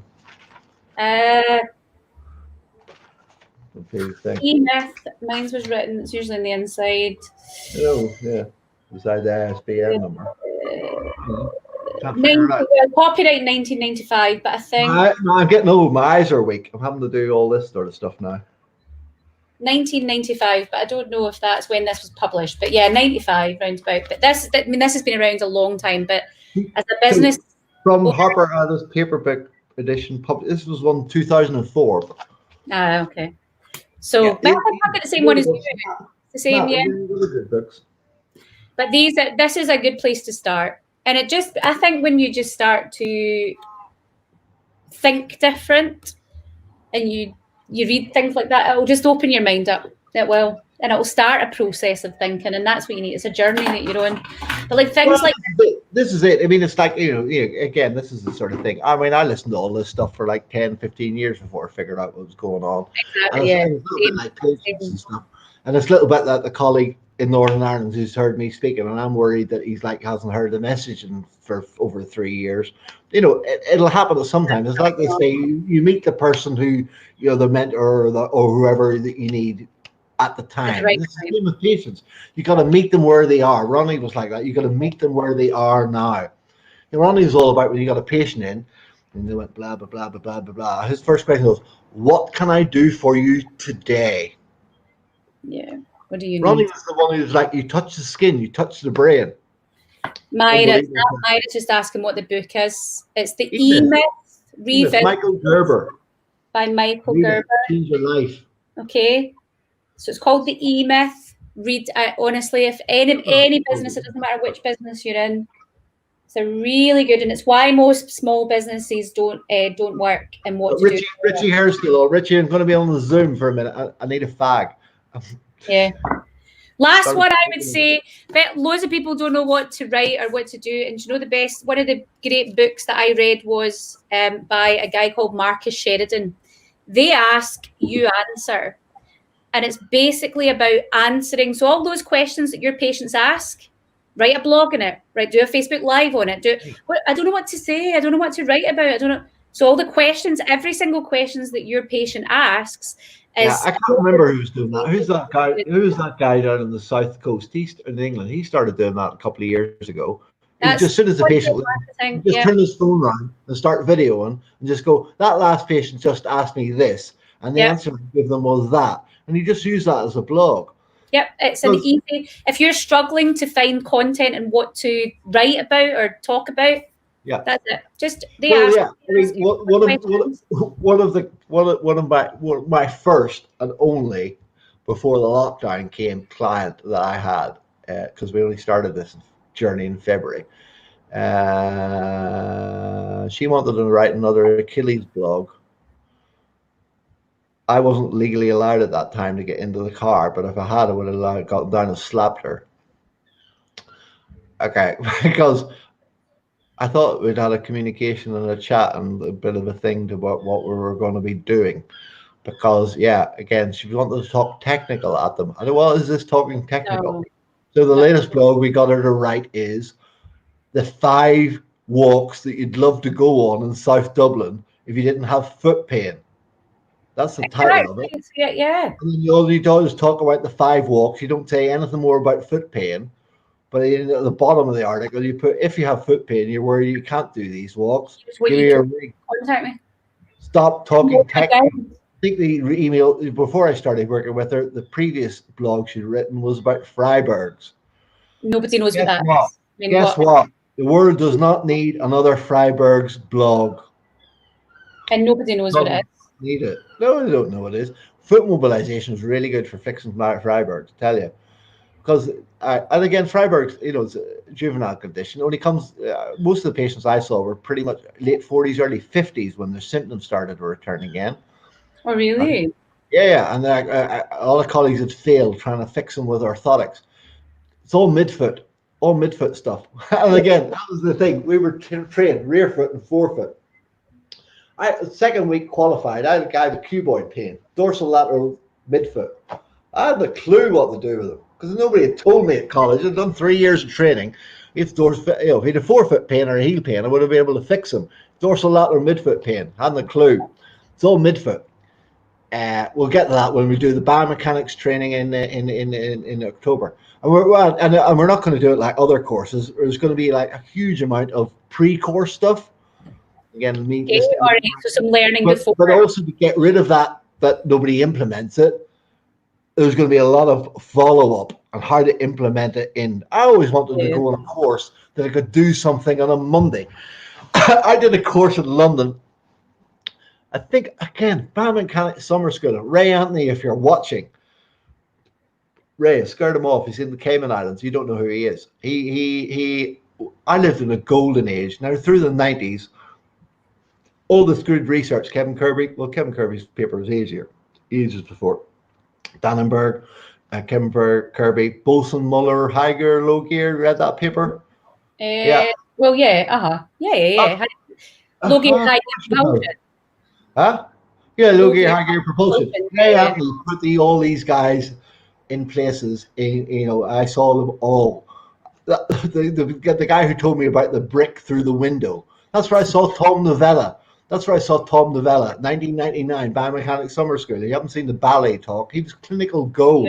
Yeah. We may be going to New York off the back of that to do ballet dancers with Pat, who I talked about, who was the lead guy in River Dance. Anyway, that's another story. I seen that chat. Yeah, clinical was the golden age and stuff, and it was. Yeah, that's just, as I said, that gave me the multiple careers within podiatry that we've managed to have. And you're already telling me you're 2 weeks qualified and you don't want to do it. So what's the plan, Sarah Jane? I didn't say I didn't want. You're running. I know. Nicola Sturgeon's going. It's a proper politics. Sturgeon's going. You're painting yourself blue. It's going to be for what's the thing with the Braveheart thing? What's that thing? I'm not even playing this game. Behave yourself. I'm not playing. You're not going to run for. I'm not becoming an MP. No. What happens when they campaign for the next yes? Because that's what's coming. Of course, I'll be involved. Come on. Of course, I'll be involved. No. How are you going to vote? How am I going to vote? Well, that's a given. Yeah, I mean, I have no idea. It's not about Spanish guys want to know. The whole other Spanish guys were like, you can drive from the north. I was like, yeah, it's just driving from Spain to Portugal or Spain to France. It's just, you just drive across and you're in a different country. But it may be going back to how it was before, which was like not good. A nightmare. God knows what's happening. So what's the plan, Sarah Jane? Probably what I want to do, I don't want to work on my own. So, are you not opening up and clipping toenails on Monday morning? No. Huh? No. Huh? No. And I mean, No. obviously, I mean, no. I'm hopefully going to talk to Stuart in a week or two. I'm sure he's going to tell me all about you. But I mean, surely you must have obviously you're eyed wide open. Surely you must have been eyes wide open then for your colleagues who were with you, or were they just like, oh my God, this Sarah Jane's and I want to go on toenails all the time? No. Oh, no. Because this is the thing. I mean, I don't understand where the whole podiatry thing, and I was criticised before for saying is, yeah, there's a lot of bloody male sites, and all they do is sit around and talk about all the foot health professionals down the street are taking all their business. No, I welcome foot health practitioners. I do. I welcome them. I will probably heavily get. Ray Anthony told me was one of the first ones. Was like, don't worry about what your patients can afford to pay. Don't be your patient's bank manager, right? He was also the one was double your prices. See half the patients earn the same money. Double your prices. See the same number of patients. Double your profit. Yeah. And he was also one who told me, don't worry about anybody else is doing. You're not the same. What is it? Everybody's on these meal bases talking about foot health practitioners stealing their clients. You're not stealing your clients. You're clipping toenails. All you're doing is the same stuff. Somebody loved that comment. I'm going to get in trouble for this, Mara. I think you're like that. Not. I don't have a problem. Put a naughty step from them and I have to get post approved. But I think as podiatrists, if all we are doing is cutting toenails, which I don't think. Of course you are. You're just not. You're not any different from a thing. You're trying to monkey to do it. You don't need to go to college for 4 years to learn how to do that. I do understand there's whole underlying neurovascular conditions and all sorts of stuff. But at the end of the day, you're not going to clip toenails. What are you going to do, Sarah Jane? That's not what. No, I'm not going to be doing that. I don't see me doing any routine podiatry. Really, I'm not saying that I will not use a scalpel. I will not use toenail clippers. Of course, I will. Not going to use your teeth. It's a big, hard one there. What's Cameron Kippen's talk? Cameron Kippen's talk. I mean, Cameron Kippen's talk was so risque, apparently, that I wasn't even allowed to post that I was going to talk to him. Huh? Are you serious? Serious. The guy's the world-leading expert in footwear development. Oh, did he not have the foot fetish thing? Was that the foot fetish? He's written a book, and one chapter was about foot fetishism. Yeah. You know, he what was it? He did the blog site on the server had 4 million hits a quarter. And the majority of them was all about the sneaker. No, it wasn't about the foot fetish. It was all about the sneaker culture stuff. Okay. Yeah. My Adidas, the sneaker culture. That was the most hits were on. That all people talked about was the whole thing. The Spanish guys hadn't heard. Hi, Ashley. Can you imagine Spanish guys? You've watched Sex and the City. Of course. Every Spanish girl has watched Sex and the City. Spanish guys hadn't heard of it. I was like, hello. Anyway, Cameron's book, he was ostracized. The guy who wrote the book before him that he built stuff on was ostracized. How did we all get here? Somebody was having sex somewhere. Anyway. No. You're asking what I was going to go do. I'm not going to go write a book about foot fetishes, that's for sure. I have no plans for writing. Gary Ward who wrote a book called What the Foot. And it wasn't about, even though a lot of colleagues thought it was. Oh, because he had no right to write a book about feet. Well, I asked him about that at the start. So, Gary Ward, what brought you to the thing where you thought you could write a book about feet? I thought it was a very good opening line. I was going to say to Pat, the Irish dancing guy, hi Pat, was like Pat Ruddy when you were on Riverdance, and he was the lead on Riverdance for like 18 months on Broadway. Did you ever get anybody coming up after going like, want money back? Because I thought I was going to see Michael Flatley and I saw you, but I didn't. Pat's going to be fascinating. Pat was like, so it's podiatry. Yeah, there's a whole big world out there. I think I said I had about six. I've had 6 careers within a career. You're going to have the same. It's I'm going to go in with my learning head on, my eyes wide open, and I'm going to be around people who are better than me. I want to learn. I want to absorb. So I'm totally open. So I'm not going to just open up my own private practice and work on my own. And that's not what I want. It's not about making lots of money. Money's important, but that's not the reason why I'm doing this. So I am going to do the NHS. That's why I was continually moving on or onto the different thing. I want to be around. I wanted to fix people. I wanted to fix people better. It was Yeah, a I want to learn. for getting better. How am I on a Monday morning going to help to improve that patient if I've done that course at the weekend? Yeah. Yeah, no, sorry, rambling again. We had a guy who was like an American podiatrist one of the summers ago. It's just a quick one. Who was like serial casting metaductus on kids. Mm-hmm. Guess what I did? Guess what I did in the first thing on the Monday morning? Some kid came in. I was like trying to cast out metaductus. It was just like, you got a new course and you think everybody's got that. Yeah, we want to apply it straight away. I don't think I've ever seen a true one. I mean, I don't think I've ever seen a true one. I've seen a lot. I mean, I saw 2 Kohlers in 2 weeks about 18 years ago, and didn't see another one for 18 years. 18 years between two and 2 weeks. 18 years till I saw another one. It's bizarre, yeah, I mean, it's the same. Yeah, and that's like that heel pain patient we talked about earlier on. They think they're the only person. I saw 6 yesterday. Yeah. I saw 6 yesterday, and they're like, really? Well, that's just it. And again, telling stories about people like them. So anyway, probably I'm rambling on too much. Drena's back on again. She's going to have another look and see how mad I am at the moment. Crazy. And podiatry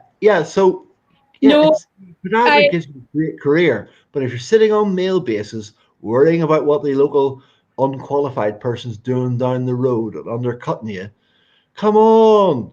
There's great opportunities. And what I was going to tie up with was, as you say, you want to work with other great clinicians.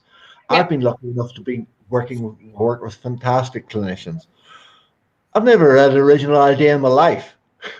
I'm standing on the shoulders of giants. Yeah, but you need people to give you a leg up. You need people to help you along. I was saying about Simon Costain earlier on. Imagine I'd had the chutzpah to go and see Simon Costain 2 months out of college or 2 weeks out of college like you, how different my career was.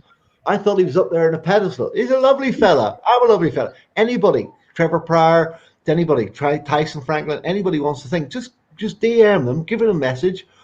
What you want to learn, everybody wants to learn, everybody wants to share. The rising tide raises all boats. That's what it's all about. I think that's what the profile of podiatry as well, is that if we all just help each other up, if we all just help each other along and stop being this insular, I'm protecting my wee patch, or casting stones because somebody's down there charging not their worth. Let's deal with why are they not charging their worth? Why? Well, a lot of people charging their worth. It scares me how little euros at the moment and stuff. Hairdressers are more expensive than podiatrists. I mean, for God's sake, we're healthcare professionals. Do you know? Well, you were saying about why is there not a queue? There is going to be a queue of people down the street out of the hairdressers in the next week or two because it's like they're opening back up. They're opening it back up again. I was in Dublin a couple of weeks ago when there was like a queue. Must have been like 600 people on the Saturday afternoon queuing outside Pennies. What's Pennies? Oh, it's like the name does exactly what it says on the tin. There must be an equivalent in thing. They're in at the pound store. The pound store. No, Pennies do clothes. They're an Irish thing. Oh, I've not heard of that. You know what it's called in Scotland? I mean, there are Pennies in Scotland. Hello, James is on. Where do you go? Where do you go if you want to buy like a £3 T-shirt and a £4 skirt? Primark. Aye, there you go. I think it might be called Primark. I think it might be the same company. It's I don't know. But again, I was like that. I told you I ran it really badly for a long number of years. Hadn't a clue what I was doing. Very good clinically. Every clinical course and biomechanics course I could go on and was going on it. That was it. I was going and paying for them when I was working private practice. When we met the NHS people there, they were making sure it was getting paid for, and they were getting paid to be there as well. Oh yeah, and they were getting a day in lieu as well. Yeah. Well, I'm not going that course because the manager won't fund it. Okay. It's a totally different mindset, though. I've paid for all my own training. I can't imagine getting training paid for and getting a day in lieu for that. I'm like, wow, that's just insane. Okay. Myra, Arnott's isn't Pennies, Myra. Where are you, Myra? What is Arnott's? Arnott's is a big department store in Dublin. I've not heard of Arnott's. Oh, Arnott's, there's only one. It's like Selfridges. They already have they have Selfridges in Manchester. Arnott's is a big dog department store. It's really nice. And I think he's talking isn't Primark, Arnott's. Pardon me? No, I think you were meaning Primark. That kind of. Yeah, we're nearly going. If we go over 2 hours, we're nearly going 2 hours. We break the Spanish record soon. Sorry, it was 4 hours last week. Oh, when we talked into like 1:30 in the morning, but nobody heard our rant. That was a good time. Spanish guys got about a quarter to an hour and 45 minutes. It was like, oh, bugger it, we'll just talk for 2 hours. Dave James is getting his 2 tuppence in. What are you saying, Dave? What are you saying, Dave? Well, go on, Dave. He's just apologising for being out cycling. Dave, come sailing. It's far much easier. All you got to do is hold on tight. Don't get off the boat. He should do it. I think he'll be up for it. Dave will be up for it. Myra's showing her age. No, it's when that's it. When you do that, I don't know whether I don't think we'll have to do the Royal. I had to do the Royal Navy 2-day sea survival course. First thing I tell you is don't get off the boat. Don't get off the boat, as in don't fall off it. Aye. Mate of mine, Andrew, who's the guy who's saying, Justin, we need to work on your chat up lines. Clearly. Dave. Watch and learn, Dave. Watch and learn. Dave's the master. Andrew, who I sailed with, Andrew got off the boat in the middle of the Pacific. I was talking to Andrew this morning. He works for Man City now. He got off the boat in the middle of the Pacific. Hour and a half. He's the luckiest guy alive. He's written a book. When he stopped shivering after about an hour or so in the water, right? When he stopped shivering, he knew he was buggered. And then he realized that he hadn't turned his fucking personal identification thing on. It was in test mode. Dickhead. Hello. Then he turned sorry, Andrew. Then he turned it on, and then they found him. He was like a couple of minutes away from dying. I mean, he was in the middle of the Pacific, 2,000 miles from nowhere. He got off the boat. You don't get off the boat. That's what they tell you in the sea survival course. If the boat's starting to sink, you get the life raft ready, right? The water gets up to your knees, you get ready and you get your go. Okay? They say you want to step up into the life raft. You don't want to step down. Ready. Sorry, where's that reverb? There's been lots of boats that have been found. The boat's still floating, half submerged, and the life raft has disappeared. People have got off too early. Don't get off the boat is the number one rule. That's I didn't know that rule. Not that I'm ever on boats, but I seemingly go out boats. I can't swim. Dorina sails. Dorina's done some sailing. Don't get off the boat. You don't need to swim. Why do you want to swim? You're not getting off. Anyway, it'll be fun. Conor McCann, DJ Rockstar. Now, this is a guy who knows how to do Facebook and stuff. My friend Conor McCann in Urbanstown. Conor's raised, I think, Conor, how much have you raised so far? It's probably about the guts of 20,000 sterling. Conor does Saturday night disco time. The whole sort of like everybody. One time he's like 600 people watching charity stuff. He does a country and western afternoon thing. All right, DJ. He calls himself DJ Rockstar. Conor lives. I went to school with Conor from primary school through the secondary school. 20K. Good man, Conor. He can tell you how to do it. Come on a Saturday afternoon, a Sunday afternoon. He does a country music one. Conor's he's a legend. I was up at home at the weekend. I was home for a sad funeral, and I went to see another friend, and I didn't manage to catch up with Conor. Conor's a driving instructor. How does that work with social distancing? That's an issue. How do those things work out, Conor? Are we getting a container load in? Are we going to make a killing? Anyway, 20 grand. 20 grand he's raised for every Saturday night he's on. I think he's from for about 10 to 12. And Sunday afternoon he's raised 20 grand for local charities and stuff. He's amazing. He's a rock star, and he knows. He was critical. Conor, is this better? And I look better in my HD camera now and everything. Conor was like, your stuff's shit. I was like, yeah, because my webcam was down in the corner here. He knows how to do it. Hola, Luis. ¿Cómo está?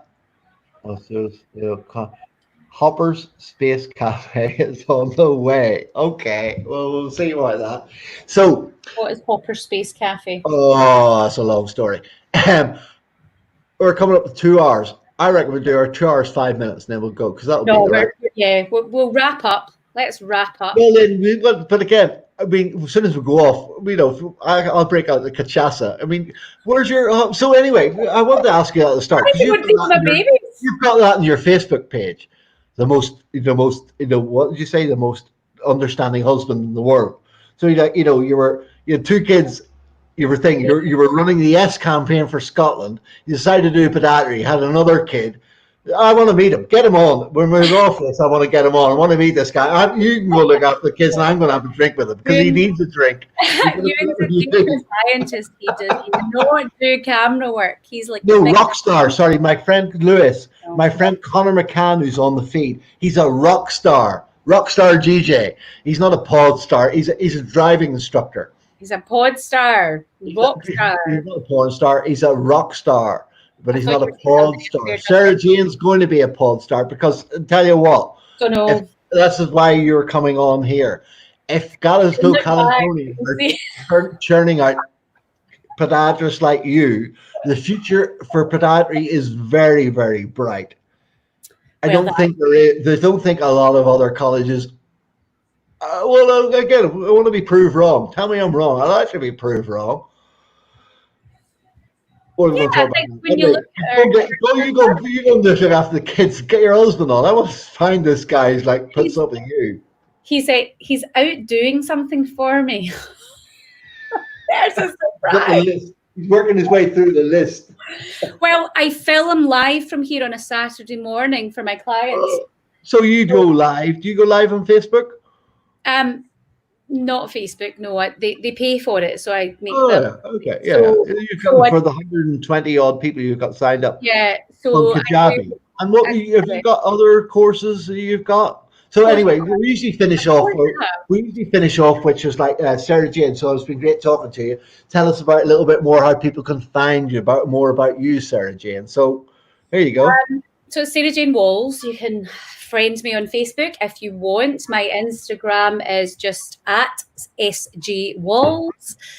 My work website is www.typp.co.uk. What's TYPP stand for? The Yoga Pilates Place. TYPP. How did you come up with that name? Because I was talking to Emily earlier. Basically, I'm looking for a place that does yoga. I'm looking for a place that does Pilates. What do you call this place? The Yoga Pilates Place. Keep it simple. That was it. Stupid. Do you know how I got the podiatry.ie name? How? It was out with mate Donald. He had bought it, never used it. He told me about it. He told me to let it lapse. So you bought it. That was it. As soon as I went into the toilet, I bought it. That's a good name. There were 60 different names though registered. I was sitting at the table and he goes, no, I've never used it. I think it's lapsed. I give about 5 minutes, went to the loo and bought it when I was in the toilet. But it doesn't. Orla Blake is watching. My other sister's watching. Hi, Orla. Orla's having fun on lockdown. Everybody's been on tonight. Oh my God. I've had loads of people lying as well. Yeah, it's been good. So they can find out about you, all the social media. I've got the Yoga Pilates place and it's got an injury clinic attached to that. I'll probably be doing some private practice podiatry over the coming months. And you're not running for... I'm not doing any, just behave. I'm not doing any political stuff for now. Let's just put that to bed. Sarah Jane, we don't start a political party. We need a revolution. You should hear what's going on. You should hear what's going on in Ireland here. It's just like, I'll tell you about it when we get off this call. It's just brutal. Absolutely. Anyway, so I can hear the church bells. Can you hear the church bells chiming? Listen. That's 8 o'clock, 9, 10 o'clock, 10 o'clock. Really? Hold on a second. Where are you going? Yeah, we're gonna go 5 minutes because that'll beat the Spanish guys thing. We don't have to translate this one. Well, I'm going Spanish. So that's my plan. I've got a job with the bank NHS in Glasgow, so I've got that. but part-time. And we'll just see The what bank job for the NHS in Glasgow, what, clipping nails? we don't just clip nails in Glasgow, behave yourself. So well, I work for a very progressive health service thing. This was back in probably Glasgow and Clyde's very progressive. Optimum Health Trust, and we had a whole thing was like, they took all the nail clippers out of the nail packs, educated all the GPs. We don't clip nails at all. This is the thing. This was back in, when was I working for Optimum? Late 90s. Yeah. It still assessed the patients, still everything. And then it started to kick off. It was like, because there was all that NHS stuff. I'm old now. I'm 65. It says here I got free nails. Yeah. No. It was like, okay, hold on. You're NHS. Yes, it is free. You're entitled to a free heart. You don't need one. You're not getting it. So we educated all the GPs, educated all the podiatrists, educated all the things, powers that be. Well, probably, when did I work for Optimum? 96, 97. They were leading down there and then. No nail clippers, no stuff. All taken out. You couldn't get one. You couldn't find one. There wasn't any in the packs. All the GPs. And basically, it was just the patient getting kicked off, went to their GP. GP told them to do one. Because we educated GPs. We're not a toenail clipping service. You know how much money we spend in the NHS on toenails? But why are all these colleagues on mail basis talking about FHPs clipping toenails cheaper than their clipping toenails? Get on with it. Somebody needs to clip their toenails. Foot health practitioners can do that. That's perfect. We don't the chimp I've got. I'm training the chimp to do that. I've never clipped them. But anyway. It can be part of a treatment. In private practice. Well, if anybody wants us to keep on going, we can still keep talking. We can go to 1:30 in the morning like we did the last. We're off 10:30. I am on that stage at 9:30 tomorrow morning. Well, you don't go anywhere because I'm just about to finish this. So anybody's come on late. Orla, I hope you're still watching. Louis on DJ Rockstar, Conor McCann. There. Check out Conor's thing tomorrow evening. Well, I don't know. There's 8 people. There's 8 people. I don't know. He can't tell you. There's been lots of people on this evening. I'm going to be on chat to you, and then I'm going to chat to Richie, and then I think I might need to go to bed because, and then Connor, I think so. I was staying with him this evening. He's like, "Where are you?" I'm like, "I'm Dundalk doing a live Facebook." "Oh yeah, I see you now. I thought you were staying in my place tonight." And anyway, so Sarah Jane. For somebody who's like, if Glasgow's churned out, they did, or any other podiatry school has churned out, one as good as what I think yours switched on. God. Sorry, as you. I imagine there's like 15 of you. Is there 15 podiatry schools in the UK and Ireland and stuff, or 17 or 16? 16. Anyway, 16 and a couple in Ireland. If there's 18 people who've qualified as just as switched on as you, the future's bright for podiatry. Sarah Jane, it's been an absolute honor. It's okay. We'll talk soon. Thanks everybody for watching. I can't remember what I'm doing next week. Doing something. Don't know who I'm talking to. Or we're gonna have that Pat video. Again, forgottenfeet.org. We're gonna sail it. Come along and be fun. Don't get off the boat. Hold on tight.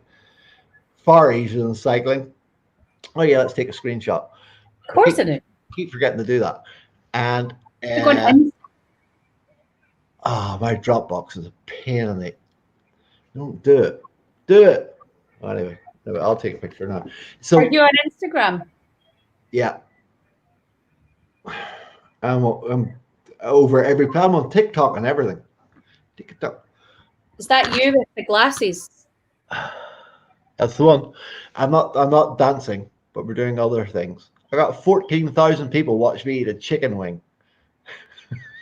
In the next video, 45. I don't know what the algorithm's doing. My husband's just messaged me, going to the chippy, do you want anything? What do you send? What would you do your order? Because there must be. Anyway, so Sergey Moramik, forgottenfeet.org. We're on next week with somebody, I can't remember who. That's it for the weekend. Watch out for 2nd and 3rd of October, Aldwych in London. The details will be up in a couple of days once I manage to get things sorted on the back end. And yeah, the Pat Ruddy dance medicine, Mr. Riverdance, 2-time Irish world champion. Pat's now makes world Irish dance champions. That's what he does. It's going to be epic. Anyway, Sarah Jane, are you still there? We're going to say cheerio.